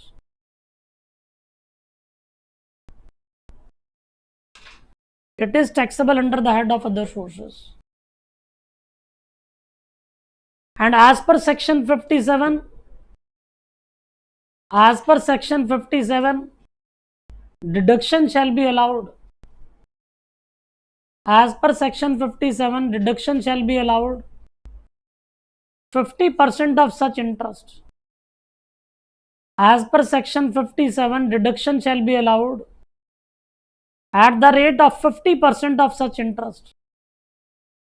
At the rate of 50% of such interest. At the rate of 50% of such interest. कोई दिक्कत है? For example, government has acquired one land. Government has acquired one land of Mr. X. Of Mr. X in Noida 2019.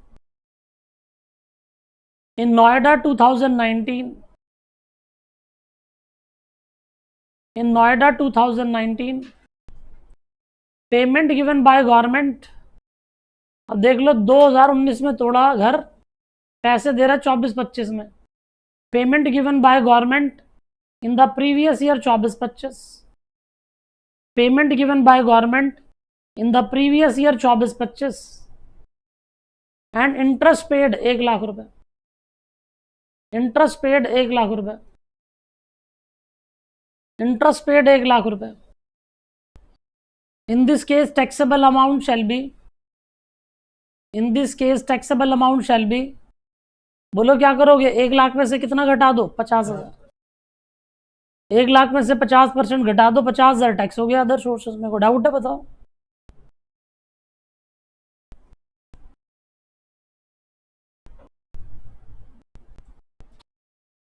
चले आगे. एक और illustration दिख रही है, वो भी डिस्कस कर लेते हैं.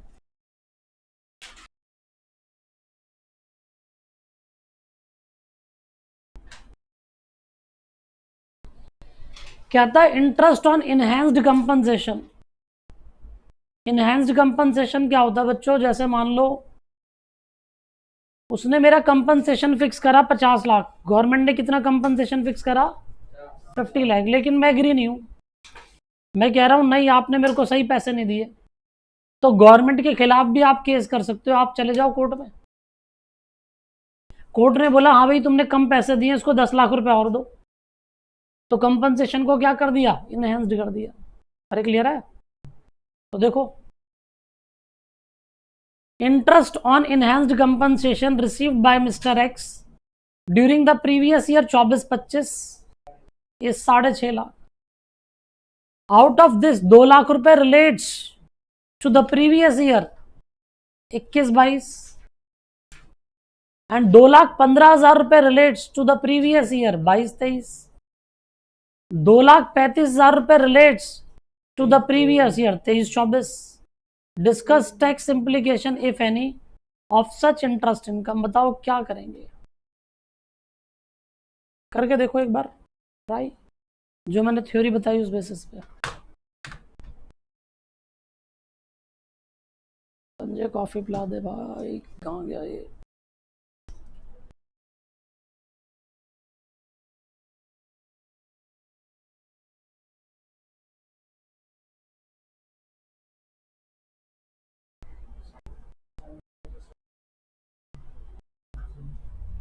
पहले थ्योरी पढ़ो एक बार दोबारा, उसके बाद डील करना.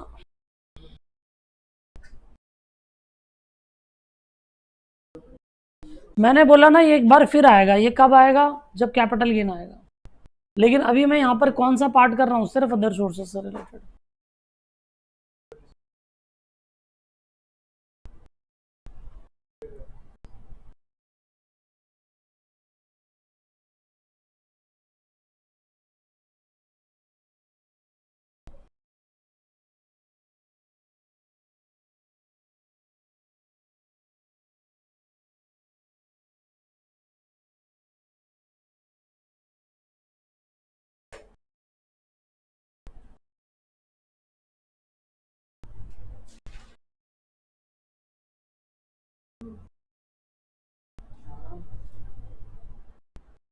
बताओ भैया क्या करें? 6.5 टैक्सेबल करें डिडक्शन.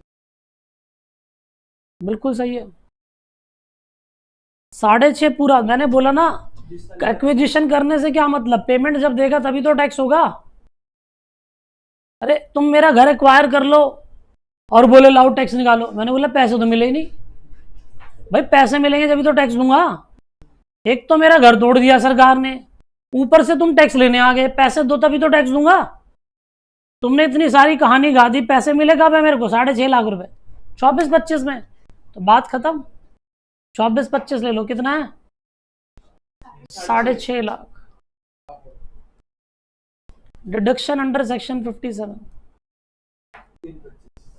325 टैक्सेबल। डाउट बता दो कितना आया, 325 टैक्स हो गया। यहां तक किसी बच्चे को डाउट है, बताओ।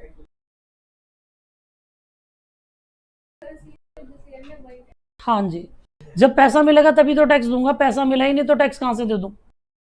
ये तो दिक्कत वाली बात हो गई ना।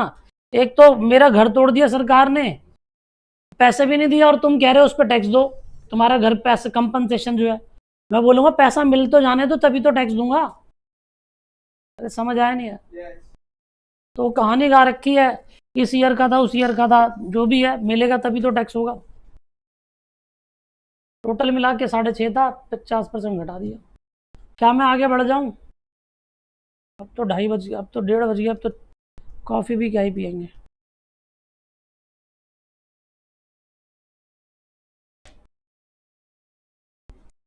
डिविडेंड नहीं पढ़ रहे अभी, डिविडेंड से पहले आगे कुछ और काम करेंगे। डिविडेंड बड़ा टॉपिक है, जिस दिन डिविडेंड कराऊंगा सिर्फ डिविडेंड ही पढ़ाऊंगा।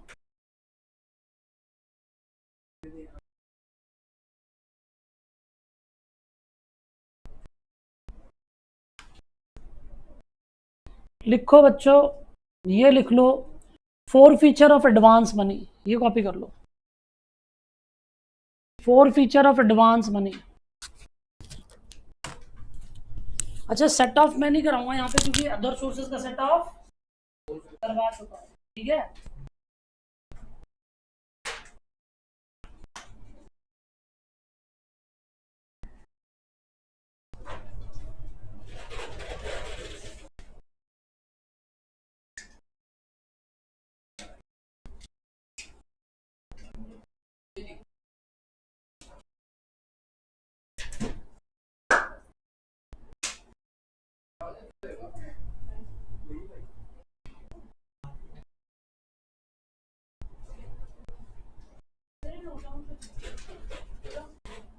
हाँ, 4 फीचर ऑफ एडवांस मनी लिख लो। समझाऊं पहले,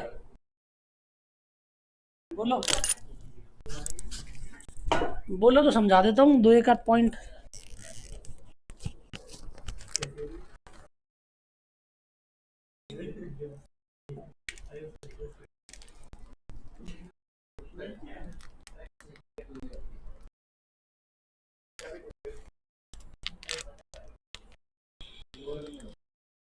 फोन भी नहीं है।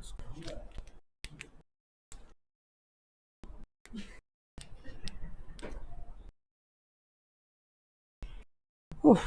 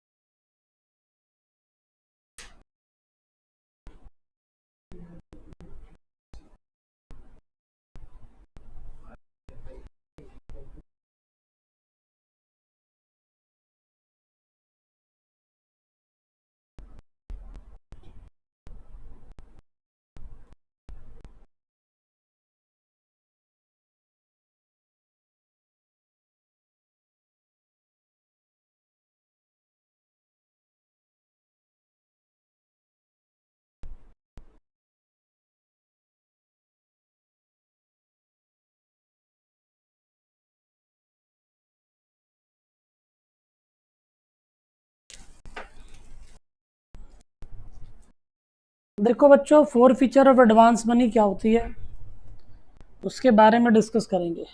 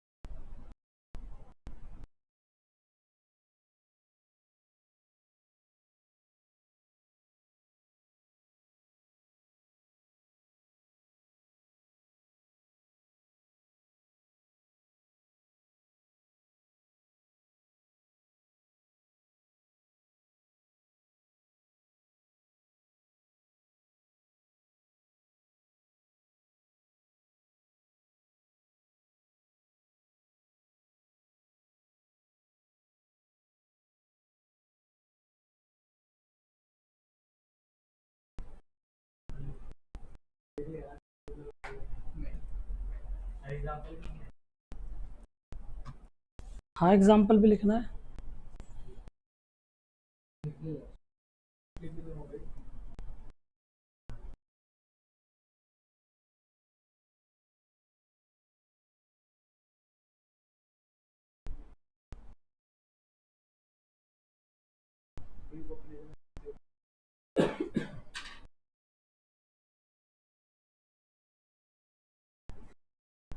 समझे क्या?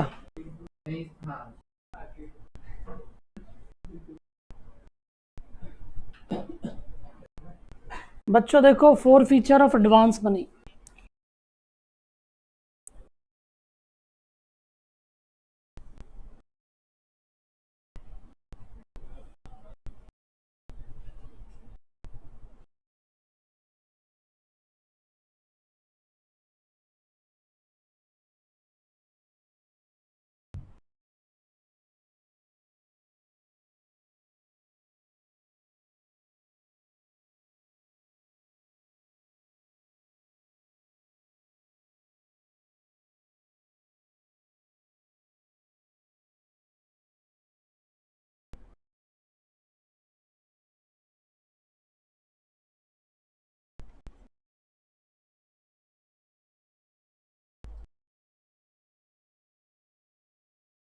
करें discuss.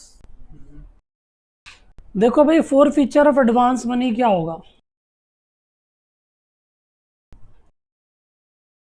4 feature of advance money में हमारे पास मान लो 2 पर्सन है, एक सेलर है और एक बायर है। ये है सेलर, इसके पास प्रॉपर्टी है, ये रही प्रॉपर्टी इसकी।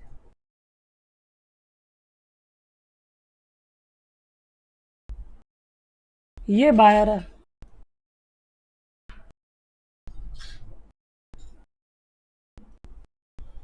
ये बायर आया इसके पास और कहता मुझे प्रॉपर्टी परचेज करनी है। उनने बोला ये अजीब प्रॉपर्टी देख लो, बहुत बढ़िया प्रॉपर्टी है। बोला कीमत बताओ, मैंने बोला 1 करोड़ रुपए की कीमत है। उन्होंने बोला कुछ थोड़ा कम वगैरह देख लो। बोला मैक्सिमम आपके लिए चलो 95 लाख में डन करते हैं। अब एक काम करो, डील डन हो गई। आज क्या तारीख है? आज के मतलब पहले बता दो, चलो छोड़ो। 1 जुलाई 2024 तो आई भी नहीं है, 24 जो 1 जुलाई 2024 की बात करते हैं, ठीक है। इसने आज ही बात हो रही है तो इसने 5 लाख रुपए टोकन मनी दे दिया, बयाना बोलते ना जैसे। और इसको तारीख दे दी 3 महीने बाद की। आफ्टर 3 मंथ मैं 90 लाख रुपीज लेके आऊंगा। कॉन्ट्रैक्ट बन गया, एग्रीमेंट टू सेल बन गया ना। आज तुम टोकन मनी दे दो और 90 डेज मतलब 30 डेज 3 महीने बाद 90 डेज मतलब 90 लाख रुपए आप पेमेंट कर दोगे, ठीक है जी। अब क्या सेलर इस बीच में किसी को ये घर दिखाएगा, बेचने की कोशिश करेगा? नहीं, वो बोलेगा डीम्ड मानेगा कि बिक गया। लेकिन बायर को या तो किसी लोगों ने बोल दिया कि ये प्रॉपर्टी मत खरीदना, बड़ी दिक्कत है इसमें, होता है ना कई बार। या हो सकता है इसके पास पैसे का हिसाब किताब नहीं बना, या हो सकता है किसी ने बता दिया भाई ये प्रॉपर्टी मत खरीदना, तुम्हें नहीं पता ये प्रॉपर्टी कौन सी है। याद है ना वो एक कौन सा केस था, वो एक ही घर के अंदर 11 लोग अटक गए थे, बुराड़ी में हुआ था ना वो। तो ये यूं उन्होंने बोल दिया भाई ये वही घर है, यहाँ 11 लोग टंगे थे। तूने कहाँ 5 लाख बयाना दे दिया? तू बाहर से आया तेरे को पता भी नहीं, अड़ोसी पड़ोसी से पूछ तो लेता। बताओ क्या ये घर खरीदेगा? बिल्कुल भी नहीं खरीदेगा। और देख लेना वो घर बिकेगा नहीं। क्यों? क्योंकि मैंने थोड़े से उनकी देखी ना, डॉक्यूमेंट्री देखी थी मैंने। उन्होंने 11 वो भी बना रखे थे घर के बाहर, 11 पाइप बना रखे थे घर के। हाँ, घर के बाहर से 11 पाइप निकाल रखे हैं। 11 ही लोग थे और 11 ही पाइप निकाल रखे थे उन्होंने। और सोचो कितना मतलब पर्सन कितना ज्यादा वो बायस हो गया, मतलब वो एक पर्सन था ना, उसी ने तो करा था सबको।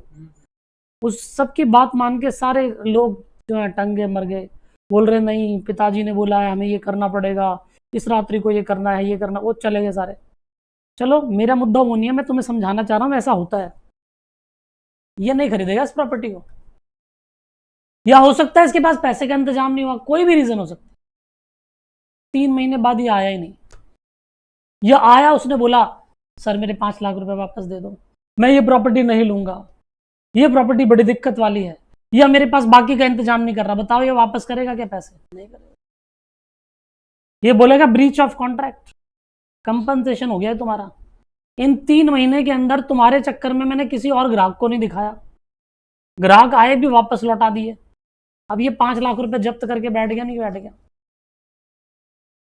अब ये इसका राइट था, वही मैंने तुम्हें बोला, इन्होंने बता दिया ना कि ये भी कैपिटल रिसिट है। ये भी क्या है भाई, कैपिटल बेचने के लिए थी ना कैपिटल रिसिट, तो ये इनकम नहीं होती, लेकिन उन्होंने स्पेसिफाई कर दिया। क्या स्पेसिफाई कर दिया? इट इज इनकम, तो इसको इनकम मानेंगे। तो इसको हम लोग सेलर की किस हेड में ले जाएंगे?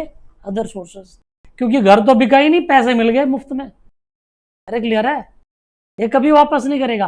और अगर सेलर मना कर देता है मैं नहीं बेच रहा, तो सेलर को डबल वापस करना पड़ता है, उस एग्रीमेंट में लिखा होता है।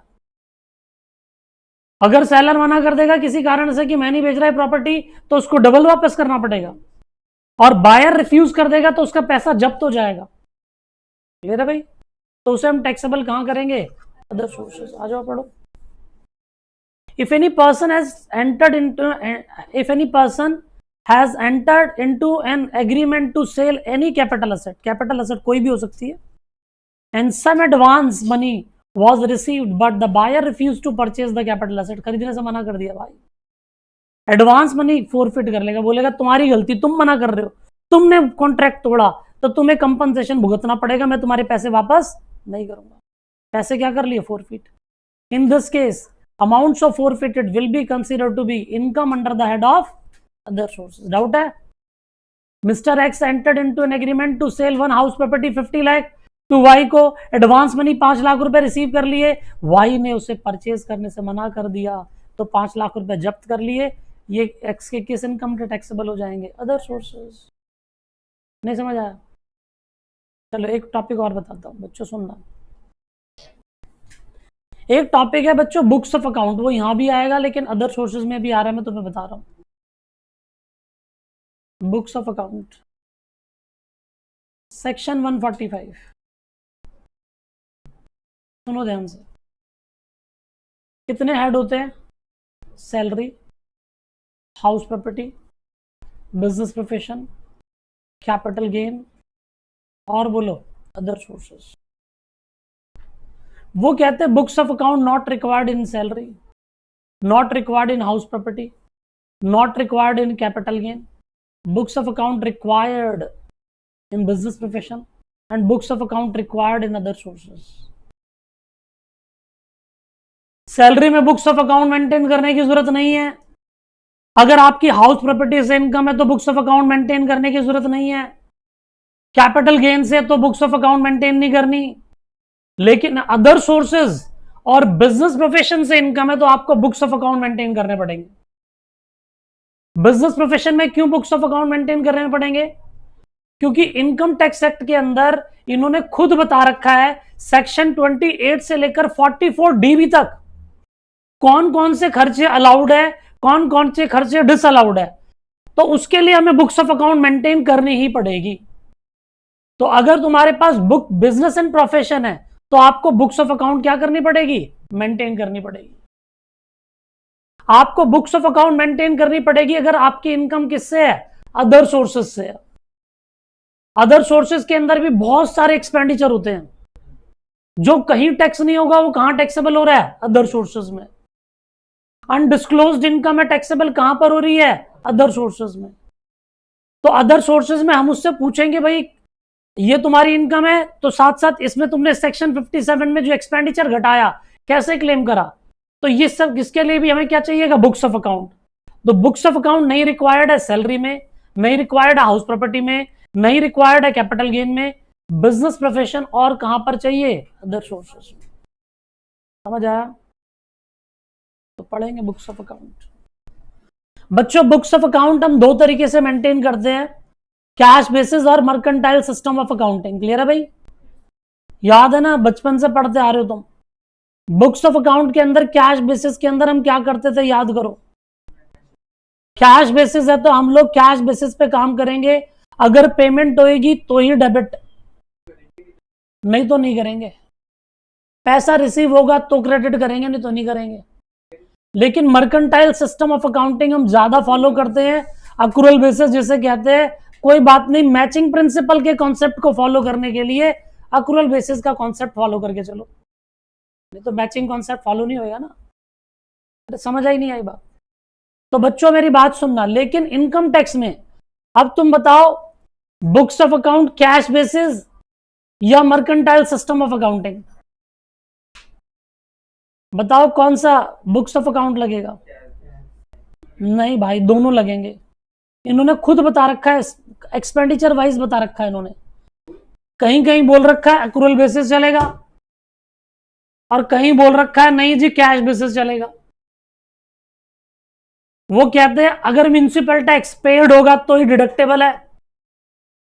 याद है हाउस प्रॉपर्टी में, municipal tax due not deductible, क्योंकि सरकार का पैसा रोक के बैठे हो, पहले पेमेंट करो तभी डिडक्शन लेना। Interest on borrowed capital due basis पे अलाउड है। 24A एक्चुअल पेमेंट बेसिस पे अलाउड है, 24B ड्यू बेसिस पे अलाउड है। अरे भाई क्या हो रहा है? और बाकी बहुत सारे खर्चे होंगे, कुछ ड्यू पे अलाउड है, कुछ एक्चुअल पेमेंट बेसिस पे अलाउड है। तो बच्चों ये हमको हर एक्सपेंडिचर के बेसिस पे पढ़ना पड़ेगा। तो यहां पर इनकम टैक्स में ना तो बुक्स ऑफ अकाउंट कैश चलेगा ना मर्केंटाइल, दोनों ही चलेंगे। क्लियर है भाई? अगर तुम mercantile system of accounting follow कर भी रहे हो, तुम अक्रूअल बेसिस फॉलो कर भी रहे हो, कुछ ऐसे एक्सपेंडिचर है जो कि कवर्ड होंगे सेक्शन 43B के अंदर, वो जब तक डेबिट नहीं होंगे जब तक कि आप उसकी एक्चुअल पेमेंट ना कर दें। ठीक है कि नहीं है? तो वो हम डिस्कस करेंगे। पहले मैं बुक्स ऑफ अकाउंट लिखवा दूं। तो मैं कहां गया यार, मैंने देखा था, कहां गया, दिख रहा है क्या तुम लोगों को? ये रहा।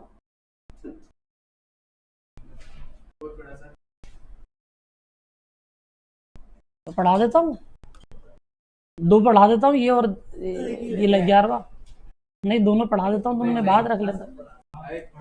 अरे कुछ भी नहीं है, सुन देखो सेक्शन 145। अरे सुन लो, a person is not required to maintain any books of account under the head of salary. मना करा था ना, नहीं बनाना, नहीं बनाना हाउस प्रॉपर्टी में, नहीं बनाना कैपिटल गेन में, कोई दिक्कत। And income has to be computed as per the procedure given in under relevant head. इनके जो पर्टिकुलर हेड में, अगर हाउस प्रॉपर्टी है तो जीएवी निकालेंगे, म्युनिसिपल टैक्स, एनएवी आएगी, 24A 24B, यही बुक्स ऑफ अकाउंट है इसका। इसके फॉर्मेट जो प्रोसीजर दे रखे हैं वही है, बात खत्म आई। कैपिटल गेन के अंदर full value of consideration, cost of acquisition, cost of improvement minus करके लॉन्ग टर्म कैपिटल गेन निकाल लेंगे। तो वो उनके प्रोसीजर उनके रिलेवेंट हेड में गिवन है, उसके बेसिस पे चलेंगे। सैलरी में भी तुमने क्या डिस्कस करा था, एम्प्लॉयर ने जो भी पेमेंट करी सबको टोटल कर लेना, जो एग्जम्पशन देनी है वो दे देना, 16 महीने की रिडक्शन दे देना 75,000, उसके बाद ले लेना। क्लियर है भाई? तो जो रिलेवेंट हेड में, ना तो सैलरी में बुक्स ऑफ अकाउंट चाहिए, ना हाउस प्रॉपर्टी में बुक्स ऑफ अकाउंट चाहिए, ना कैपिटल गेन में बुक्स ऑफ अकाउंट चाहिए। Books of account required in case of business profession and books of account required in case of other sources. Agreed? आगे, an assessee has option to maintain books of account. Income tax वाले बोलते हैं हम आपको option दे रहे हैं, कुछ भी बेसिस पे बना लो, आप कैश बेसिस पे खाते बना लो, आप मर्केंटाइल सिस्टम ऑफ अकाउंट लगा लो, जो मर्जी लगा लो, हमें दिक्कत नहीं है। लेकिन कोई भी मेथड ऑफ अकाउंटिंग फॉलो करोगे, वंस अडॉप्टेड हमेशा फॉलो करना पड़ेगा। अगर तुम उसे चेंज करना चाहते हो तो आपको परमिशन लेनी पड़ेगी असेसिंग ऑफिसर की। क्लियर है भाई? बिना उनके परमिशन के आपने अगर मेथड ऑफ अकाउंटिंग चेंज कर दिया तो भैया बेस्ट जजमेंट हो जाएगा सेक्शन 144 में, कोई दिक्कत। पढ़ते हैं, देखो, an assessee has option to maintain books of account either on cash basis, ठीक है भाई, on basis of mercantile system of accounting और cash basis. Any system of accounting once adopted has to be followed consistently or it can be changed only with the permission of assessing officer. को दिक्कत? लेकिन still मैं तुम्हें बता रहा हूं, आप मर्केंटाइल फॉलो कर लो तो भी कुछ खर्चे कैश बेसिस पे अलाउड होंगे। ठीक है भाई, तो आपने एक्रूअल बेसिस सिस्टम फॉलो भी कर लिया तो सरकार ने बिजनेस प्रोफेशन में कुछ खर्चे बता रखे हैं कि जब तक पे नहीं करोगे डेबिट नहीं कर सकते। ठीक है, पे कर दो तभी डेबिट करना, अदरवाइज अलाउड नहीं है। चलूं आगे। फॉर एग्जाम्पल चलो यहां देखो, इन्होंने डिपॉजिट करे 10 लाख रुपए एबीसी लिमिटेड में, कितने परसेंट से? बोलो 10% से। Interest due on yearly basis 31 March every year. Interest income was due on 31 March 2025, was received on, बोलो was received on 1 April 2025। In this case if assessee maintaining books of account और mercantile system of accounting income is taxable in the previous year, बोलो किस में tax होएगी? 24-25, क्योंकि तुम्हें पता ही है एक्रूअल बेसिस में तुम्हें पैसा जब मर्जी मिले तो पेमेंट जब मर्जी करो, रिकॉर्डिंग उस ईयर की करेंगे जिस ईयर का वो खर्चा है। कोई दिक्कत है? या जिस ईयर की वो इनकम है, कोई दिक्कत? If books of account maintain on cash basis income is taxable in the previous year, कौन से में टैक्स होएगी? बोलो 25-26 में। कोई डाउट है? चलूं आगे, लिख लाओगे? इसकी चर्चा एक बार और आएगी, इस वो हम कब करेंगे? बिजनेस प्रोफेशन में। आ जाओ, मैं लास्ट टॉपिक और पढ़ा देता हूं, की मैन इंश्योरेंस पॉलिसी। बता रखा है ना, वो इसीलिए मैं दोबारा रिपीट कर रहा हूं। ये सैलरी में बताया था मैंने, इसलिए रिपीट करके अगली क्लास के अंदर तुम लिख लाना बस। ठीक है, इतना ही पढ़ाऊंगा आज। सुनो सुनो बच्चों, की मैन इंश्योरेंस पॉलिसी सुनना। की मैन कौन होता है?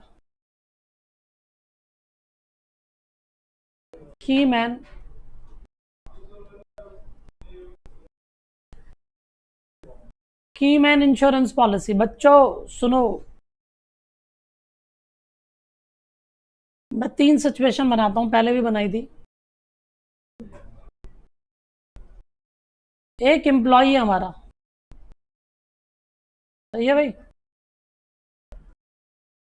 और वो ऐसा एम्प्लॉई है, बिल्कुल एक्सपर्ट एम्प्लॉई है। मतलब जब इस एम्प्लॉय ने हमें ज्वाइन करा था और जब से ज्वाइन करने के आज तक इसने बिजनेस को बहुत ग्रो करवाया, तो ये एम्प्लॉय हमारे लिए की मैन बन जाएगा।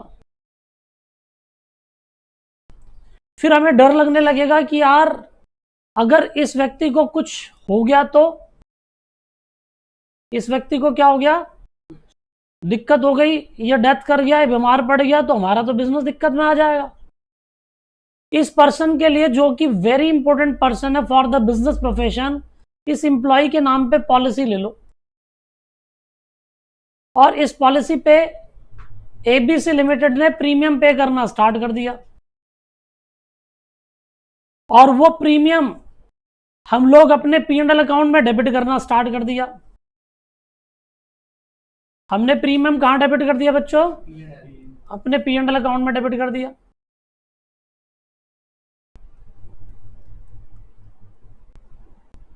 जब ये प्रीमियम मैंने P&L में डेबिट करा और मान लो इस एम्प्लॉय को कुछ हो गया, अगर P&L में डेबिट कर रहा हूं तो किसका खर्चा है? ये बिजनेस का। किसका खर्चा है? ये प्रीमियम मैं किसको पे कर रहा था? किसी LIC को पे कर रहा हूं या किसी और को पे कर रहा हूं। अगर मान लो इस एम्प्लॉय को कुछ हो जाता है, ये एक्सपायर कर जाता है, तो पैसा मिलता है किसको? कंपनी को मिलेगा। तो वो किसकी इनकम होगी? बिजनेस प्रोफेशन की। जब तुम प्रीमियम का खर्चा कहां पर डेबिट कर रहे हो? P&L में। तो कल को अगर पैसा आएगा मैच्योरिटी पर या पैसा आएगा, अगर उसके डेथ कर जाने पर पैसा आएगा, तो उसको हम कहां पर टैक्स करेंगे? Business profession. सेक्शन 28 बोलता है अगर आपने अपने एम्प्लॉय का या कोई भी पर्सन जो तुम्हारे बिजनेस प्रोफेशन के लिए इंपॉर्टेंट है, उसका तुमने इंश्योरेंस करा रखा है, उसके प्रीमियम को तुम P&L में डेबिट करते हो और उसका पैसा अगर तुम्हें मिल जाता है तो उसको आप क्या करोगे? क्रेडिट करोगे बिजनेस प्रोफेशन में। ये पहली बात आ गई सेक्शन 28। को दिक्कत समझ आई बात? अब सुनना, कभी कभी हम ये पैसा मैच्योरिटी पर खुद नहीं लेकर ये पैसा एम्प्लॉय को रिसीव करवा देते हैं। हम एम्प्लॉय को बोलते हैं काम कर, मान लो उस व्यक्ति के साथ कुछ इंजरी हो गई, ठीक है, उसका इंश्योरेंस हमने करा रखा था एम्प्लॉय का, और वो हमारे बिजनेस के लिए बहुत इंपॉर्टेंट था, हमने प्रीमियम को डेबिट करा P&L में, उसके साथ कुछ प्रॉब्लम आ गई तो हमको पैसा मिलेगा LIC से, हमें पैसा मिलेगा LIC से। अब जो ये पैसा मिलेगा, हमने बोला यार तेरे साथ इंजरी हो गई, चल एक काम कर, तू ये पैसा तू रख ले। पैसा कहां से मिला? इंश्योरेंस कंपनी से। पैसा किसका था? ये एम्प्लॉयर का, लेकिन रिसीव किसको करा दिया? एम्प्लॉय को। तो अब टैक्सेबल कहां पर होगा? सैलरी में। अब कहां पर टैक्सेबल होगा? सैलरी में। ये सर आपने पढ़ाया था सेक्शन 17 सबसेक्शन 3 में, प्रॉफिट इन लिeu ऑफ सैलरी। क्या था? Profit in लिeu of salary. याद है? प्रॉफिट इन लिeu ऑफ सैलरी में भी बताया था मैंने, कीमैन इंश्योरेंस पॉलिसी का पैसा अगर इंप्लॉय रिसीव कर लेता है, क्योंकि ये पैसा रिसीव किसको करना था? एम्प्लॉयर को। एम्प्लॉयर ना रिसीव कर खुद एम्प्लॉय रिसीव कर लेगा, या एम्प्लॉय को एम्प्लॉयर ने दे दिया, तो टैक्सेबल कहां पर होगा? सैलरी में। समझ आया? अब एक और सुन लो, ना तो वो एम्प्लॉय है, ठीक है भाई, एम्प्लॉय नहीं है फिर भी इंपॉर्टेंट है। देखो, एक तो एम्प्लॉय था, मैंने एम्प्लॉय के अंदर इसको डायरेक्टर को ले सकता हूं, एक full time director, part time director. एक तो डायरेक्टर फुल टाइम होता, फुल टाइम डायरेक्टर कौन? जो कि एम्प्लॉय के बिहाफ पे बनाया हुआ, जो उनके बेसिस पे आके हमारी बोर्ड मीटिंग में बैठेगा, कुछ भी डिसीजन होगी, डिसीजन मेकिंग के अंदर वो क्या करेगा? पार्टिसिपेट करेगा। लेकिन एक कौन होगा? एक पार्ट टाइम, यानी कि वो एम्प्लॉय नहीं है। अगर मैं मुकेश अंबानी की बोलूं तो डायरेक्टर है, एम्प्लॉय नहीं है। उसने शेयर होल्ड कर रखे हैं, मेजॉरिटी शेयर होल्डिंग अंबानी के पास खुद है, मुकेश अंबानी ने मेजॉरिटी शेयर होल्डिंग ले रखी है, इसलिए वोटिंग पावर उसके पास ज्यादा, तो वो क्या डायरेक्टर बन जाएगा। लेकिन वो बिजनेस के लिए इंपॉर्टेंट है। वो किसके लिए इंपॉर्टेंट है? लेकिन वो एम्प्लॉय नहीं है। तो अब हमने अंबानी जी के नाम पर क्या करा? इंश्योरेंस पॉलिसी करा ली, मुकेश अंबानी। और मुकेश अंबानी से हमने देखा कि अगर कुछ होता है तो हमको 50,000 करोड़ रुपए का लॉस हो सकता है। मुकेश अंबानी के नाम पर 50,000 करोड़ की पॉलिसी ले ली। इसका प्रीमियम ले लेते, चलो 1% ले लेते हैं। बताना 1% प्रीमियम कितना हुआ? 500 करोड़ रुपए का प्रीमियम है। रिलायंस इंडस्ट्री अपने P&L के अंदर डेबिट करेगी प्रीमियम। कितना प्रीमियम डेबिट करेगी रिलायंस इंडस्ट्री? 500 करोड़ का। मैच्योरिटी पर मान लो पैसा मिला,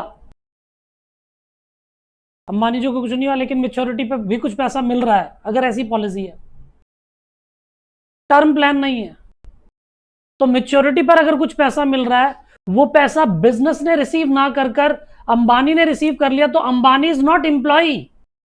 अब ये टैक्सेबल अदर सोर्सेज में हो जाएगा। अब कहां टैक्सेबल हो जाएगा? ये अदर सोर्सेज में। तो देखो, मैंने सारी बातें बताई, तीनों हेड में टैक्स हो रहा है। सैलरी में भी टैक्स हो रहा है, बिजनेस प्रोफेशन में टैक्स हो रहा है, अदर सोर्सेज में भी टैक्स हो रहा है। स्कीम एंड इंश्योरेंस पॉलिसी अगर हमने एम्प्लॉय के नेम पर ले रखी है, और एम्प्लॉय हमारे बिजनेस के लिए बहुत इंपॉर्टेंट है, उसका प्रीमियम हम P&L में डेबिट कर रहे हैं, उसका पैसा अगर बिजनेस ने रिसीव करा, यानी कि कंपनी रिसीव कर रही है, तो वो टैक्सेबल बिजनेस प्रोफेशन है, सेक्शन 28। क्लियर है? लेकिन अगर वो एम्प्लॉय हमारे पास पैसा एम्प्लॉयर ने ना रिसीव कर किसको रिसीव करा दिया? एम्प्लॉय को रिसीव करा दिया। उनने बोला चलो कोई नहीं, एक काम करते हैं, मैच्योरिटी पे जो पैसा मिल रहा है, प्रीमियम जो हमने पे करा अब तक का, वो हमें दे दो तुम, बाकी जितना भी बोनस पैसा वो तुम ले जाओ। हो सकता है। एम्प्लॉय से हमने बोला हम बहुत खुश है तुम्हारे काम से, तुम एक काम कर, जितना प्रीमियम था ना, वो प्रीमियम के पैसे हम रख लेते हैं, बोनस के पैसे तेरे को दे देते, तो वो टैक्सेबल कहां पर हो गए? सैलरी में, क्योंकि पैसा किसका था? एम्प्लॉयर का। रिसीव किसने कर लिया? एम्प्लॉय ने। तो इसको profit in lieu of salary में, सैलरी में टैक्स कर दिया। फिर दूसरा मैंने तुम्हें बताया अंबानी। अंबानी जो है डायरेक्टर है लेकिन एम्प्लॉय नहीं है, लेकिन बिजनेस के लिए मोस्ट इंपोर्टेंट पर्सन है। अगर बिजनेस के लिए मोस्ट इंपोर्टेंट पर्सन है तो रिलायंस इंडस्ट्री ने क्या करा? उनके नाम पे पॉलिसी ले ली। पॉलिसी ले ली तो उस पैसे को कंपनी ने ना रिसीव कर वो पैसे किसने रिसीव कर लिए? मुकेश अंबानी ने अपने पर्सनल बेसिस पे रिसीव कर लिए, तो वो टैक्सेबल अदर सोर्सेज में होंगे। डाउट है कोई? खत्म हो गया, आ जाओ पढ़ो। देखो, payment under keyman insurance policy, sometime employer may take life policy in the name of any of its employee who is considered to be very important person for the business and profession. Such policy is called keyman insurance policy. Premium paid by employer is allowed to debit it to the P&L account. कोई दिक्कत? And amount received on maturity will be considered to be income of the employer under section 28. कोई दिक्कत? If payment has been received by employee, employer ने नहीं receive करी, किसने receive कर ली? Employ ने रिसीव कर ली, तो ये टैक्सेबल कहां पर हो जाएगी? सैलरी। सैलरी में किस सेक्शन में आती थी? Profit in lieu of salary, section 17 subsection 3। अरे ठीक है। सिमिलरली पॉलिसी में be taken in the name of any other person. Any other person कौन? एम्प्लॉय नहीं है। एनी अदर पर्सन कौन? एम्प्लॉय नहीं है, लेकिन इंपॉर्टेंट है। Similarly, policy may be taken in the name of any other person who is considered to be very important person for the business of the employer, and such policy is called keyman insurance policy. If payment has been received by such other person, पैसे अंबानी ने receive कर ली, तो taxable कहां पर होंगे? Other sources. किसी बच्चे को डाउट है? बताओ, क्या नोटिंग कर पाओगे? 56 में टैक्स हो जाएगी। सेट ऑफ मैंने इसमें कराई रखा था, अदर सोर्सेज का सेट ऑफ। बाकी और कुछ बातें बताओ, एक आध और चीज पढ़ाऊं तो बता दो। ठीक है जी, फिर आज की चर्चा इतनी कर लेते हैं, फिर मिलते हैं। बाय बाय, मौज करो। कल हम अदर सोर्सेज में आगे बढ़ेंगे, आगे के टॉपिक। बस ये नोटिंग करके लेकर आना, ठीक है भाई?